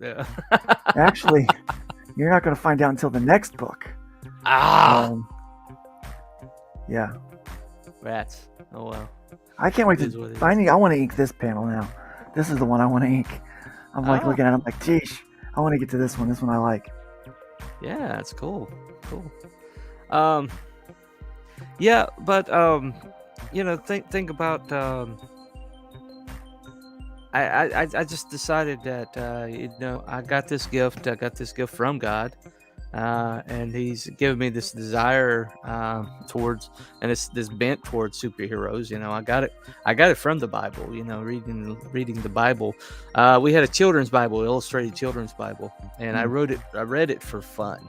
My dad read it to us for as bedtime thing, and but I would go back and I'd read it on my own because I loved the stories in it. Wasn't saved till I was 22, but I knew these stories like the back of my hand. But then when I watched like Wonder Woman and Incredible Hulk and things like that, it just seemed like an extension of it. Yeah, I fell in love with comics at a young age, and it's I'm a big believer in the fact that God's not going to put something in you that's fairly innocent, like comic books. Yeah. And not for you to, for you to ignore it your No. whole life. I just don't think that's the, and Well, see, I had a calling on. I've always had a calling on my life, and I tried to follow the ministry thing, and it didn't work out for me. It never has worked out for me, no matter how hard I pushed. And then I would do the writing, and the writing seemed more like more like what I was built for than the ministry was. And and so I just, over the years, just to keep myself sane, from this dead end job that I've been working for 15 years, I would just rewrite stuff to amuse myself. Then I would post some stuff online, the fan fiction stuff. I went to the fan fiction phase, and which I can see as training wheels for my future career. But then after I saw you on Michael Bancroft, it just clicked for me. Well, all this life, all my life, I've been like looking for, who I thought I was supposed to be, and ignoring who I am. Yeah. And who I am is somebody who loves superheroes, loves hero fiction, loves putting that out in the world, Mm-hmm. And why can't that be my ministry? Right Absolutely. now we're fighting a culture war. We're fighting Absolutely. a culture war. Yes, and we are. And we like, because we at one point in time, I think around the moral majority, kind of, you got out, like went away from the culture and like got in these bunkers of churches and fired shots out of them instead of participating.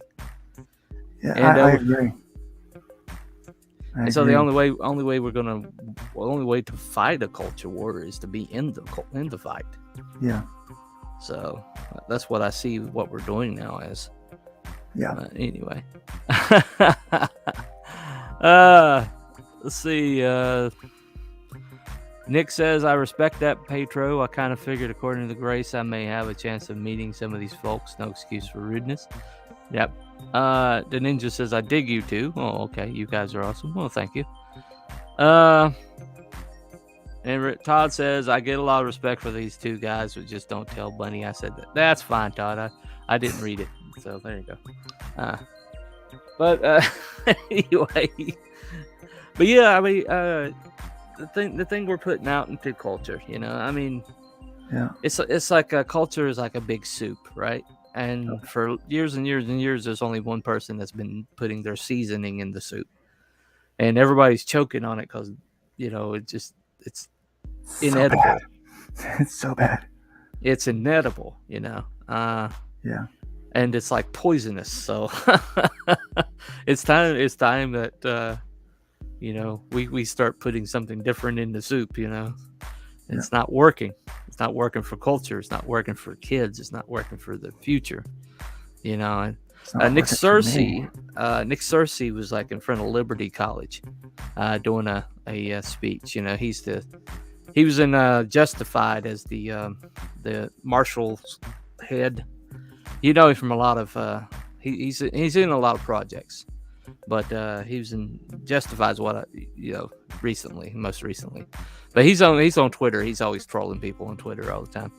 But he said in this convocation at Liberty, and he was asked a question. He's like, so how in the world do you participate in a culture that's predisposed to like lock you out of it? And Nick's like, build your own. Yeah. He says, why are we like trying to play chess on this board, and they're just flipping the board every time we start winning? He says, so we just need to play our own game, put our own game out there, Yeah. And he's right. He's like I said, he's talking about starting up movie companies that maybe not conservative bent, but at least are positive, or not shutting out conservative bent. Yeah, I like what it's like Jeremy's Ragers. Mm-hmm. It's funny. It's there's some humor to it, which is good. Right. You need a little humor.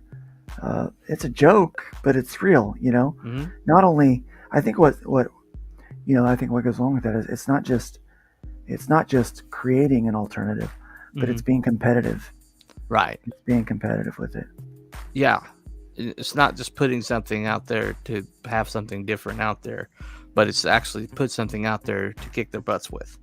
Yeah. Put something out there better. Yeah.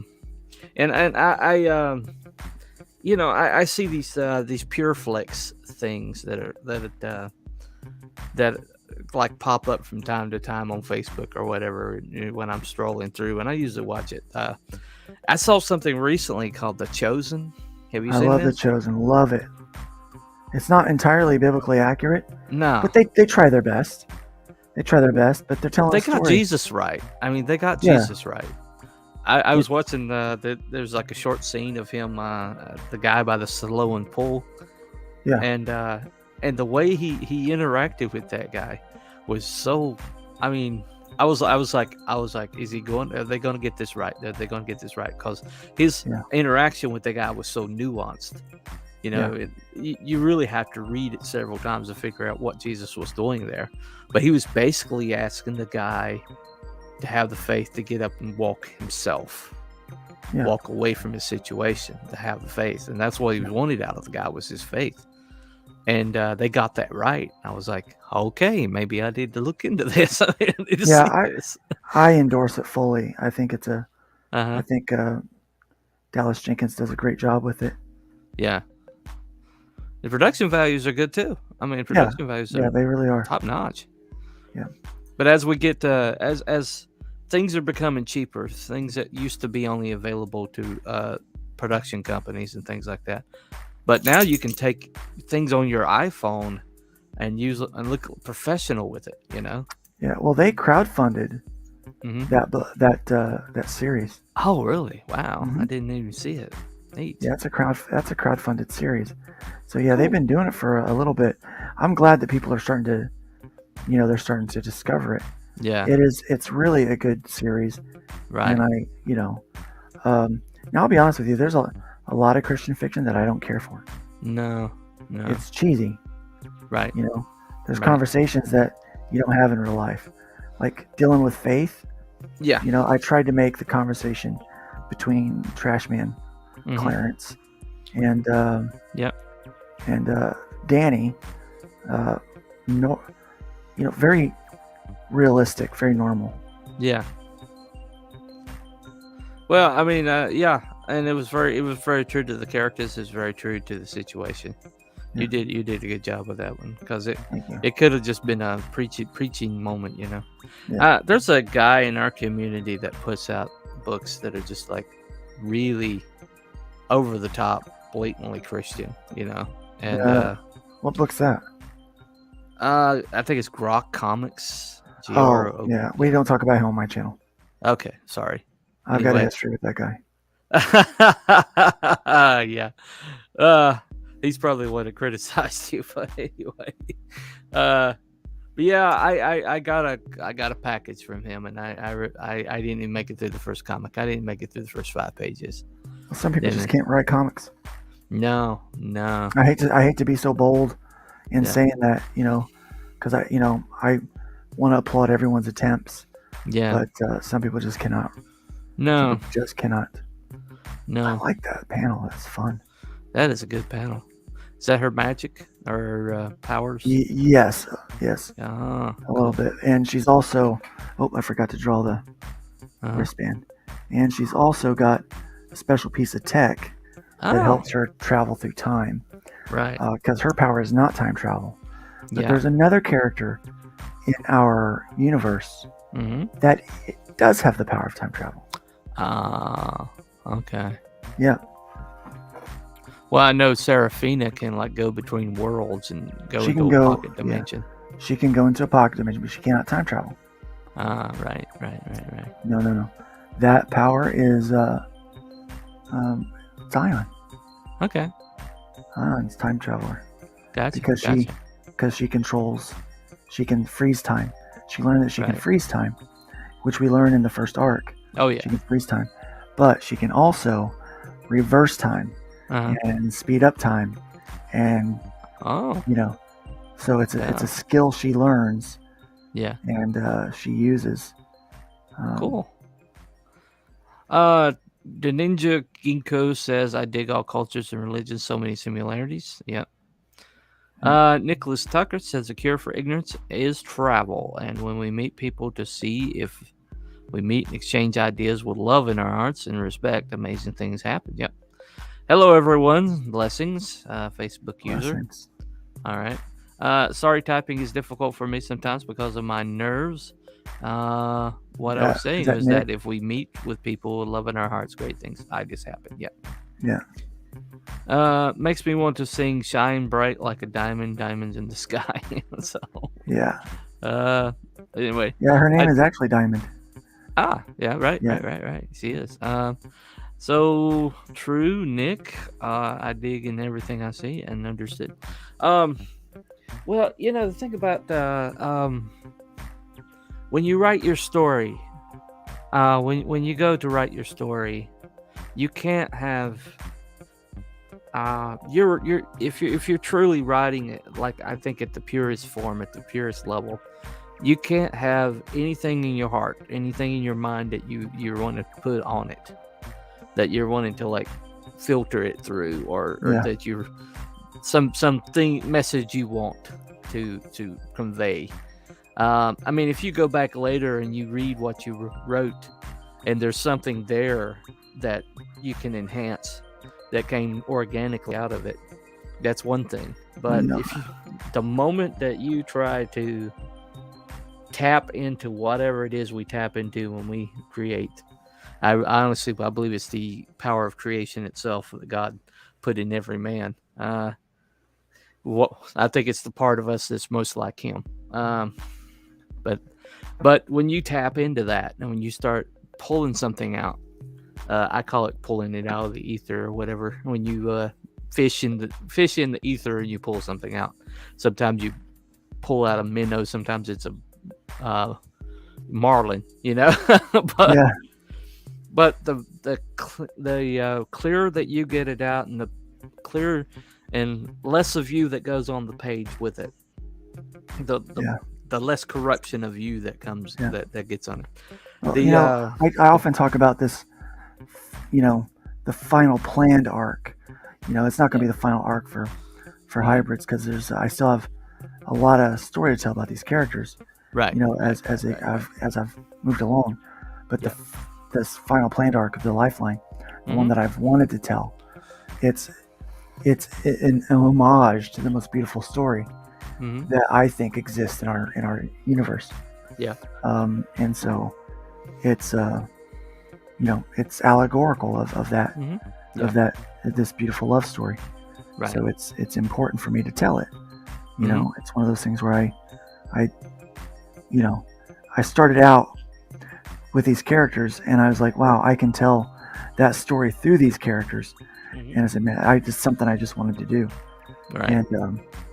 And I think that, when you approach, if there is something that you want to tell, if you do it that way and then try to do it organically, which what I've tried to do with this particular story, because it's, man, I messed that up.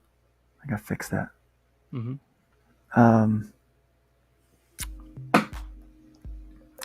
When you try to do it organically, you're true to the story, and you're true to the characters. It's I don't think you can go wrong with it then, but that's just me. I could be completely wrong. Oh no, I totally understand that. I agree with that. Well, I mean, the thing about it is what I complete that thought. That most of the time, when I get it out as pure as it can go, and I feel like I got it down as clear of a picture that came into my head as possible. I find that these messages or these things that I would like to be in my art winds up being in my art anyway, organically. Yeah. And maybe that's because it's come through me, or I'm the vessel that it came out of. But most of the time, it's very, very rarely does it happen that there's that once I get that out, that's in its purest form, that it's something that, I don't enjoy the result. Yeah. I mean, there's times when things take a dark turn, as you well know. Oh yeah. In your story, you're like, man, I wish it was different, but this is the story, and I got to tell it like it is. Yeah. I've been asked to do a kind of a master class thing, which is weird. Someone asking me to do that for arcing out, a comic book story, because everything that's happening in these issues right now, was planned 5 years ago. Wow. So it's been, been planned, and like even the death, like I've always known who was going to die from the very first page. I know who was going to die. Right. Well, that's hard. That's hard to live with. It is, especially because I know, in order for the story to, for people to care about the story I want to tell, they have to care about the character. Right. And so you run that. So there's this problem. You find yourself, not wanting to spend time with the character because they're dead. Yeah. Right. Right. They're already dead. Which I saw this. I saw this video of Chadwick Boseman talking about right before they were filming Black Panther. Yeah. The movie Black Panther. And a reporter asked him about Black Panther 2. And he goes, "I'm dead." And she goes, "Oh, no. It's like, no, I'm dead." Because he knew he had colon cancer. And he knew his time was limited. Right. And so he knew that he wouldn't be in Black Panther 2. Wow. But yet he still gave everything he could. And now that character and that actor is beloved by everybody. Yeah. Oh, yeah. Because of his performance of what he did. So I think as writers, we have a tendency to shy away from the characters that we know we're going to kill. Because, it's painful. Well, it's you ever see, it's like MASH, the infamous episode where they killed off Henry? Yeah. That actor did not know that that was his last, that they were killing the character. The crew and cast didn't know that they were killing the character. They just told him, "Okay, we're going to do this scene. You're in there in the emergency or the operating room," and they gave Gary Berghoff the script and told him, "This is what you say. Just go in there and read it, and read it beforehand, because he would have read it beforehand." And then he read that they killed off Henry, this character that they all loved, that they all had investment in. And so he goes in there and reads it, and they told him, no matter what, you got to keep going. You got to keep. And so they're all in there with eyes glistening, keep on operating, and things like that. And then when they yelled cut, the cast was so mad. I mean, they were furious, but it's just memorable, Well, yeah, but, I mean, it's they're like, we had to get that genuine reaction out of you, because that's the way it would have happened, Yeah. But and so that's what I've done with the character, Yeah. So, but also to mask which character it is, I've spent time with a lot of these characters in the book. Yeah. So right. Each one of these characters is somebody's favorite. Yeah, I know.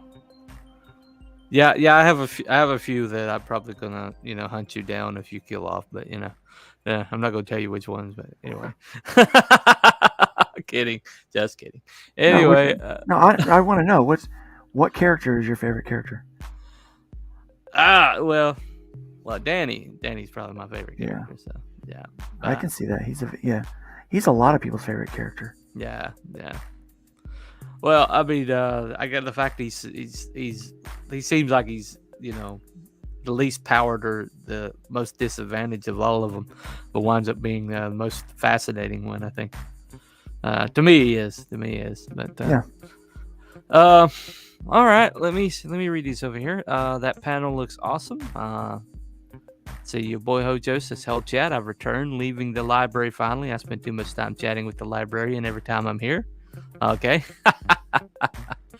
Hojo, welcome back. Find anything good? Nick says, as a former librarian, Hojo, they enjoyed as much as you do. And Nick says there's beauty in truth. Yeah, true. The Ninja says Lucy in the Sky with Diamonds. Okay. Yeah, it kind of fits. Nick says, yes, do a masterclass and streamline your notes and sell it as a book. Okay. Your boy Hojo says, dropping off some stuff I'm picking up audiobook from John Saul. Yeah. John Saul is a little inconsistent for me, but I've read some good stuff. Thing I don't do with characters, I don't give the females long nails. Right. It doesn't make sense. Why would they have have long nails if they're fighting bad guys? That doesn't make sense. I have a character who values manicures, but that's because he's a diva, and half the time she's checking her nails to see if she cracked it. Hey, so here's the deal. I'm not gonna lie. I'm man enough to admit it. Mm-hmm. I have had a mani-pedi. And okay. I took my wife, and so I was like, I'll go with you, just so we can sit there and talk or whatever. But man, that ain't no joke. That's some good stuff. Like, yeah, I was like, geesh, I don't feel very manly, but I feel real pretty. Well, there you go. Yeah. Well, that doesn't make you less manly. Don't worry. But yeah. Well, I mean, as you talk about characters that you may have to kill off in your story. I know I don't know how many years it's gonna be before I write this scene, but I have a scene in my head that every time I even can think of it, I want to tear up, but does that mean that I shy away from it, or that I don't like put seeds in it for that scene to happen down the road, Yeah, you've got to plant the seeds. Mm-hmm. You've got to water that garden. Yeah, it's required, man. It really is. Oh yeah. It's like, now I wrote this and this was laid out before I got sick. Yeah. And to reacquaint myself with what work had been done after I kind of started coming back, I reread the script along with the layouts. So I popped all the layouts. You can see over here, all of the book is laid out here. So this one's going to be a total. So it's 32 pages inside, one page left over. Everything else is story. It is 31 pages of story. This book is. The last page will have the patented, I call it patented, the typical, black page with the ARC logo on it, Hybrids logo on it, and that will be it. That's it for the book. That's it. Now the next book picks up. Well, you don't know how long it's been. It appears that it's been some time. And so things have, it's. But so I read through the script as I was going over the layouts, and I got to a point that it just hit when I saw it, because I knew it was happening. But when I saw it laid out, when I read it, and I imagine what it's going to be, once I'm inked, and once the art's done, because I when I'm looking through it, I'm getting an idea about what I'm going to do. Right. I'm getting a solid idea about what I'm going to be doing with the art. And it hit. It hit hard. And I'm like, oh man. Yeah. I actually teared up because I'm like, I'm really doing it. Yeah. Yeah. Well, I read there's this book that This book series, the guy was a crappy writer. I mean, I'm like 10 times the writer he is, but he had a pretty decent IP. You know, And had you're a good humble. IP going. Huh? What's that? And you're humble. Yeah, pretty much. Yeah. Anyway, I get it. I'm just messing with you, man. I'm teasing. I know. You know the level that you're at. Come on now. Yeah, I know where I'm at. Got it. Anyway, I do know that I'm a better writer than I am an artist. Yeah. In post-COVID, I'm a pretty decent writer. I'm a pretty decent artist. You're a decent artist, but you're a hell of a writer. Yeah. You're actually becoming a double threat, though. Your art is coming together. Really coming together. Really coming along. But anyway, he had this moment where he killed off one of his like female love interests that had been in like multiple books up to that point, and he just unceremoniously killed her off. And then he wrote in the back of it, there was this back where he's like talking about that moment in the back, and he was like, I basically wrote the scene back to what, just like slid his chair across the room and stood up and kind of like covered his mouth and kind of walked around for a little while and went like tugging on his hair and going, did I just do that? Did I just do that? You know, I can undo it. I can always undo it. And he's like, no, I can't undo it. You know, that had to happen. And he said he had to go out and like walk around the block after he did that. Well, it's like when I killed Rachel. Yeah. In issue 5. Right. You know. Right. Yeah. Yeah, that was pretty harsh. Nick's asking what I'm planning for hybrids at the end of the 3rd arc. I'm going to do a number of standalone miniseries, like each some character backups. But the main hybrids story, I haven't named the arc yet, but we're going to start looking at some of the other hybrids that have come in to this scenario. We're going to kind of step away from Rev's team a little bit and start exploring some of the other characters. One of the characters I'm looking forward to exploring is the Ice Cream Man. Ah, awesome. Yeah. So I'm actually going to have Lua Pele and the Ice Cream Man have a run-in. So, Lava guy versus the guy who like cold, because of course you have to have that, you know. Oh yeah. Opposites but equal. Yeah. Right. So I'm trying to work on that and where I want to go with it.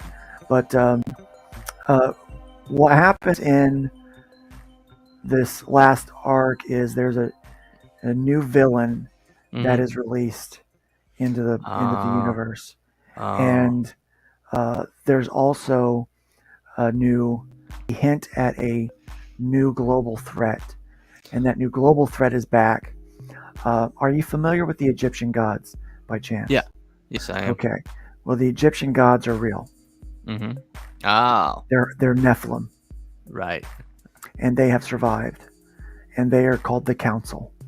And the Council becomes the major world threat, but there's a lesser threat that takes over the Red Cape organization, which you learn in issue 6. Red Cape is a drug that's adrenochrome. That's a drug made from the adrenaline of hybrids. Right. So so it's we explore that. And so we have a street level thug that is amassing an army, basically, and then we have a global threat that has some nefarious plans. Right. Yeah. So that's what we're doing. So it's all big stuff, like nothing small with the hybrid universe. Yeah. You know? No. We start out looking small, and then it just goes big. Right. Because that's my MO, I guess. If I have an MO, that's it. Everything we do massive, even when we get sick with COVID. Right. We do go big or go home. Go big or go home. And home. You almost made it. I almost made it home. I almost made it home. Yeah, I told somebody about the story you told about the Gates of Pearl. that there Yeah. literally is gates of pearl that you saw They were them, there. Saw them. and Touch them. they were like wow, it's like I can't believe it happened. I was like, yeah, he even heard the sounds in there, and it's just incredible story. I was talking with Blue last night, Mhm. Blue Samurai, Yeah, and he said, he goes, "There's one thing about your story that's different from other people's story when they talk about heaven." He yeah, goes, "Nothing that you said changed theology." And so right, I'm like, "Yeah, because it happened." right, I'm like, "It legit happened." yeah, And so, of course, it wouldn't go against what the Bible says no, because the Bible's not lying to us. right. So it's, you know, Well, that whole thing about you seeing Jesus under the tree and that you couldn't see him because it was so bright. That makes it. I mean, talks about him being the light of heaven. So I imagine it Yeah. would be hard to see if you're not in your heavenly body yet. yeah. Even in spiritual form. So, I think the thing but that hit me the hardest about that whole Yeah. thing is when, when he told me to just keep walking. yeah, At first, I was like, it startled me uh-huh. because, my thought was, I'm being rejected from heaven. Right, yeah, Oh crap, I didn't make it. But then I Yeah. was reminded, like it's like the Holy Spirit was still speaking to me at the time. hmm That is, the Scripture says, "My children know my voice, and they will follow no other." My children know Right. my voice, right, and so you know His voice, so you're His Yeah. child. You wouldn't have recognized His voice if you weren't His child. Right. So right, I had some peace about that, yeah, and He, but then when He reiterated, um, and it's almost that the second time was almost like He spoke into my heart, right, not just words, but like it Yeah. it echoed in my heart, hmm which is weird. That also, there's scripture that kind of goes about that, And yeah, it's like you don't understand. It's like this was a crazy event in my Mhm. life, yeah, but when he reiterated, "Just keep walking," it wasn't as if I was being rejected. It was as if it wasn't my time. That my task, my challenge, was to keep walking. you were still pressing towards the mark. You hadn't reached to the finish Yeah, line there yet. was more for me to do, and so Right. whether that's preach the gospel, which I believe it is, Right. tell my story, which I think that story has spoken to a lot of people already. Yeah. I'm going to write it down. I'm going to start going Mhm. to churches or events and Yeah. talk about my experience with COVID and that story and what Yeah. happened. I Mhm. was talking with, like I said, I was talking with Blue Samuel last night, and Yeah. I was recalling some of the other dreams that I had while I Mhm. was there, and recounting some of those. One of them was foggy, and the reason why it was foggy, I remember most of it now. It was Yeah. because it was so traumatic. It was one of those dreams where I actually would go to sleep, and I would Yeah. wake up, and it was in real time. So, but I would still be trapped in this dream. So for about 3 or 4 days, I thought Yeah. it was reality. Oh, wow. I thought this was actually real. Yeah. Because even though it didn't seem real, Right. because it just didn't make any sense, Uh-huh. I was trapped in it. I could see a clock across the street on a building, Yeah. and one day I waited for 16 hours. I watched the clock go. I couldn't Right. move. I was completely encased in acrylic, Oh, wow. and I couldn't, all the way up to just below my nose, so I could breathe, Yeah. but I couldn't. I couldn't move my mouth, and it was just my head, just the top of my head sticking up, Right. and I was Right. mounted on a wall. People would walk by; they thought I was fake. They Mm. thought I was a prop, Yeah. And so they would look and they're like, "Oh, that's neat," and then they'd move on. But I couldn't tell them I was real because my entire body is encased in acrylic, Yeah. in this block, and it's just, it was just disturbing. Right. But Right. it lasted for a very long time, and so Yeah. I kind of thought it was reality. My brain Mhm. wanted to shut that out because it was traumatic. So Right. Um, Right. Right. yeah, so but Yeah. yeah, so Your brain will process things when you're ready for them. Yeah. I had a really horrible thing happen to me when I was a child. You know, probably not ready to talk about it, but That's fine. Yeah, you I know, probably a chill stream. It's Yeah. probably not the best place for you to talk about that if you're not ready. right. You know, yeah. Yeah, So, I mean, it's just I'm okay with it, but it's a pretty heavy thing. Just casually drop on people. But yeah. but I've been think about casually dropping the whole. Yeah, I died. I went to heaven. yeah, I didn't. I just I wasn't dead. I wasn't dead. I didn't die and go to heaven. I wasn't dead yet. That was the whole thing. I wasn't dead yet. Right. You know, I was kind Well, of upset that I wasn't when I left. Yeah, I got you. Yeah, that would be. But yeah, my brain for years and years and years, I kind of remembered it one way, but then suddenly I had my memories back, like a complete and total. I had one moment in time where I kind of suddenly, felt safe to express myself, or express emotion, and I hadn't been in that place for years, and then suddenly, boom! It's like all the emotions came back and hit almost one time, and it's like suddenly the part of me that was like holding it back for me was like, oh, okay, well, you can handle it right now. You're in a safe place. You got people that are around you. So, but yeah, it's just I guess it's a built-in like a circuit breaker. I call it like the what's that when the it's a circuit breaker basically. Yeah. That thing triggers when there's too much current. When there's too much current on it. Yeah. Yeah, it's definitely there. God gave us some built-in protection from some of those things. Oh yeah. Let's see. I think we're pretty caught up over here. Let me see. Your boy Hojo says, I'm going to listen to The Devil's Labyrinth and John Saul. It was a recommendation by my father-in-law. Never read any of his work. Okay. Yeah, it's you might enjoy it. John Saul's he's pretty good. It's like your boy says, I've had a mani-pedi, as well as I can say this without getting ridiculed here, but I have had a facial. I was in Iraq and I hated it. If hell is personalized, that's mine. So you did not like the facial, huh? Like, I do not care for facial. He hated Iraq. He didn't like Iraq. Iraq was hell for him. So he probably had like dust all over his face and everything all the time. Yeah. So Nick says, see, things like this offer a chance for me to ask questions that I know the answers to that folks ask me about, right? Okay.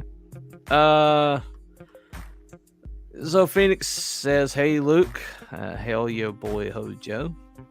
Tark says, hey chat, and then there's some hail Phoenixes. Hail, everybody hail.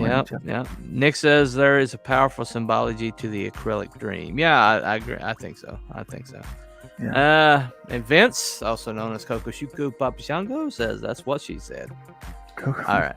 Anyway. I love that name. I really do. Yeah, it's pretty clever. But yeah. She wanted all those wings on her. Right. Dang it. That's right. This is chlorine, right. No wings on chlorine, please. There's no wings on chlorine. But, well,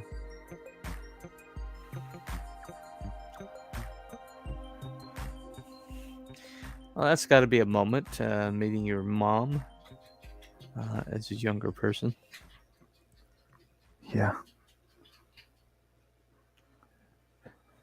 Yeah, I like the accents you've done to the uniforms. Those little square accents that you put on all of them kind of give them a uniform from person to person. Yeah. And the thing is, chlorine is she's the seamstress. She's the one that does all their quote unquote cosplay. Yeah. Cosplay type uniforms.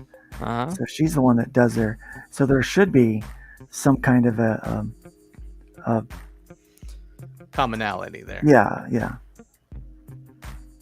Well, you got those cosplay uniforms. I think Mandy did the chlorine, didn't she? It wasn't Mandy. It was no, not Mandy. I'm sorry, Piper. It was Piper. Yeah. Piper did it. Sorry. Yes. I'm so sorry, Piper. Didn't mean to call you that. Another one of the CG beauties, as we like to call them. Yeah. Yeah. Except Piper, definitely has a lot of talent writing. She does. She is a great writer, a great editor. Yeah. She does design. She does. Mm-hmm. There's so much that she does, and Yeah. she doesn't get credit for it. I don't think she gets No, enough credit at all. But I'm Well, a big fan of Piper, yeah, obviously. yeah. The more I see of her, the more of a fan I am. Because she could take some shortcuts that are available to the females. Let's face it. She could, But she chooses not to. You know. nope, yep, she chooses not to. So I really respect people that have that available or have like shortcuts like that. Some of the people of color in our group don't have to be here. They could be in the mainstream because of, let's face it, because of their inherent Yeah. traits. But Yeah. they choose to be here. They choose to walk away from that. Yeah, there's You know. and that's the other thing. A lot of people's like, well, there's no women in CG. There's no trans in CG. There's no Right. there's no people of color in CG. That's just not true. That's not true. No, that's just not true at all. And but there's a part of people, especially people that have some kind of personal integrity, that won't allow them to be pandered to. Yeah. The 616 guys we're talking about starting up. 656, you mean? Yeah, that's the guys. But they're talking about forming a company that specializes with Hispanic or Spanish speaking people. Yeah. And it's such an untapped market. It really is. I would love to translate my books into Spanish. Oh yeah, they said that's one of the services they're planning on offering. To translate, re-letter your book, but translate everything in Spanish. And I'm like, that'd be an awesome resource to have. Dude, I would do it tomorrow. Like that's Like if they had that, like right now, I would do it tomorrow. Yeah. Right. But those are guys that wouldn't have had to leave the mainstream. They would have to just walk through the door and say, "Oh, this is my heritage." Oh, okay. Well, here's the job. It's their merit. They're so good. They produce such amazing work. Oh yeah. Oh yeah. And we're really happy to have them. Stefan Veliz, that Veil Walker character he's got. That could be an image book easy. If he went that direction. Yeah, Preston Escovedo, yeah, definitely. He is doing a job for me. Yeah. But I had a conversation with someone today, and I've had a few conversations about this. Right. It's like, well, why do you talk about CG as much as you do? Yeah. Because a lot of creators are like, right. I agree with their alignment, but I'm not going to fly the flag, right? Because it's too polarizing or it limits your market or whatever. Right. And I'm like, look, here's the deal. While I was sick, CG had my back.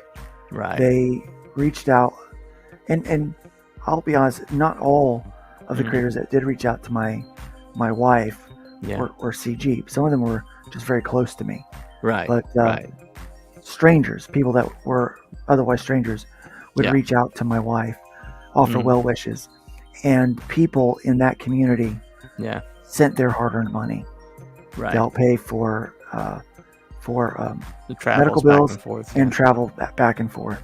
Yeah. And so I can't not sing their praises for what they did, and say, look, what people think of the community, it's wrong. That's not the truth. That's not what Wikipedia says is not the truth.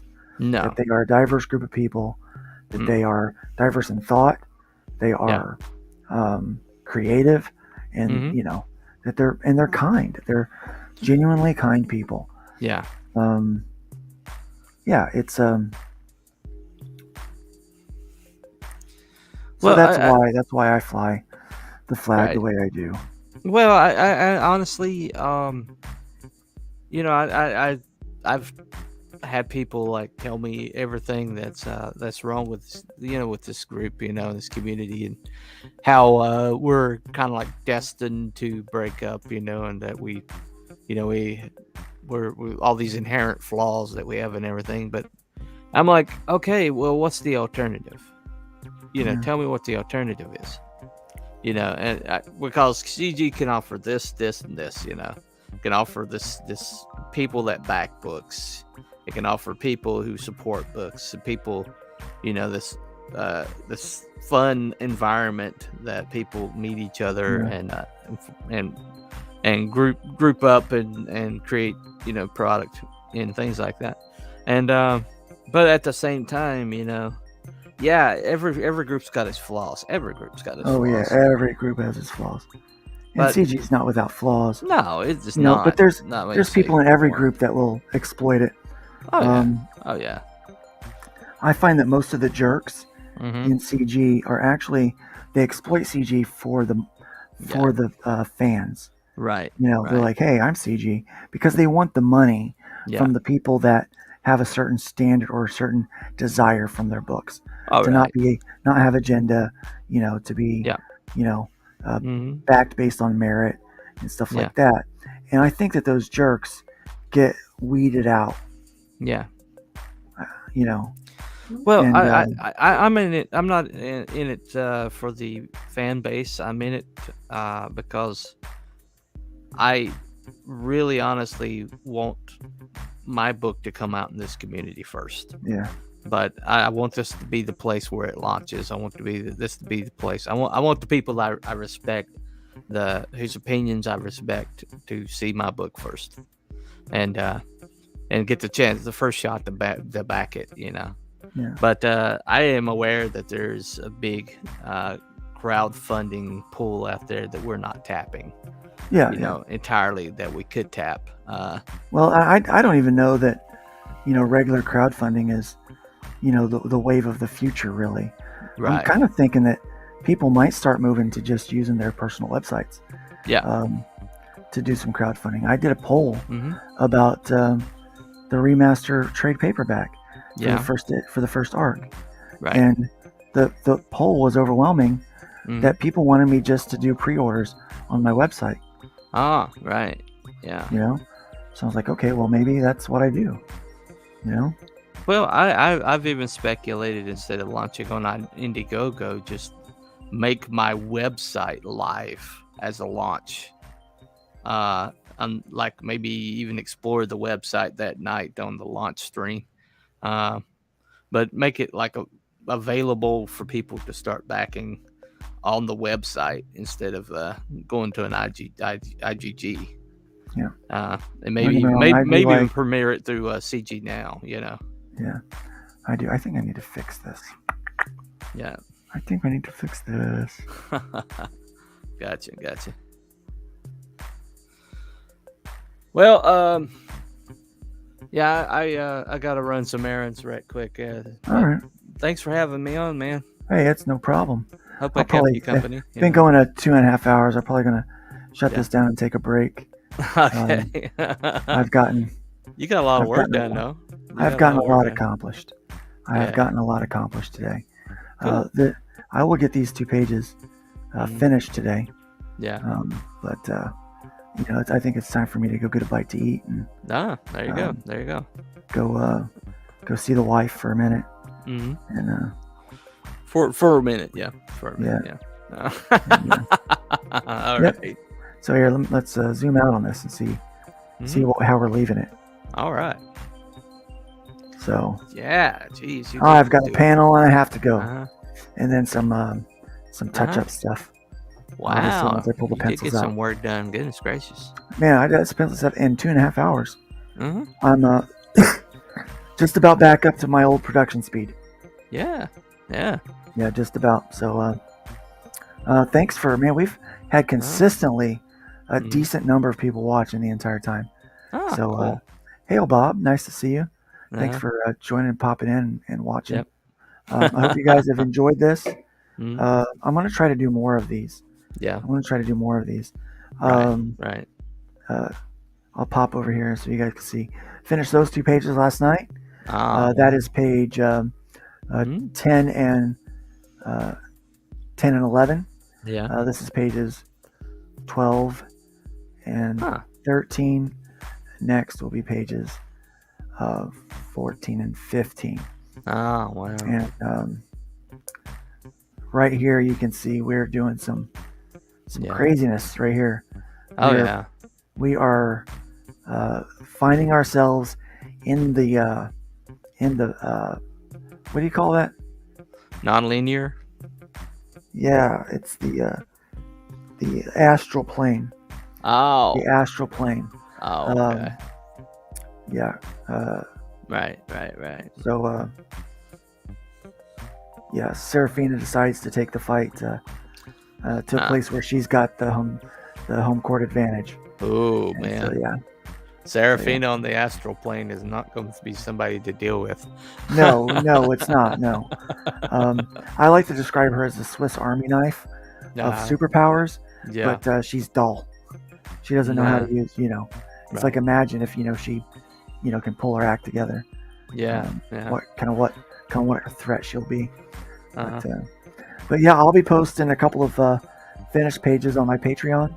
Cool. You can check that out. It's Luke Stone Studios over on Patreon. And then you can also check out the tip jar there at paypal.me/Luke Stone Studios.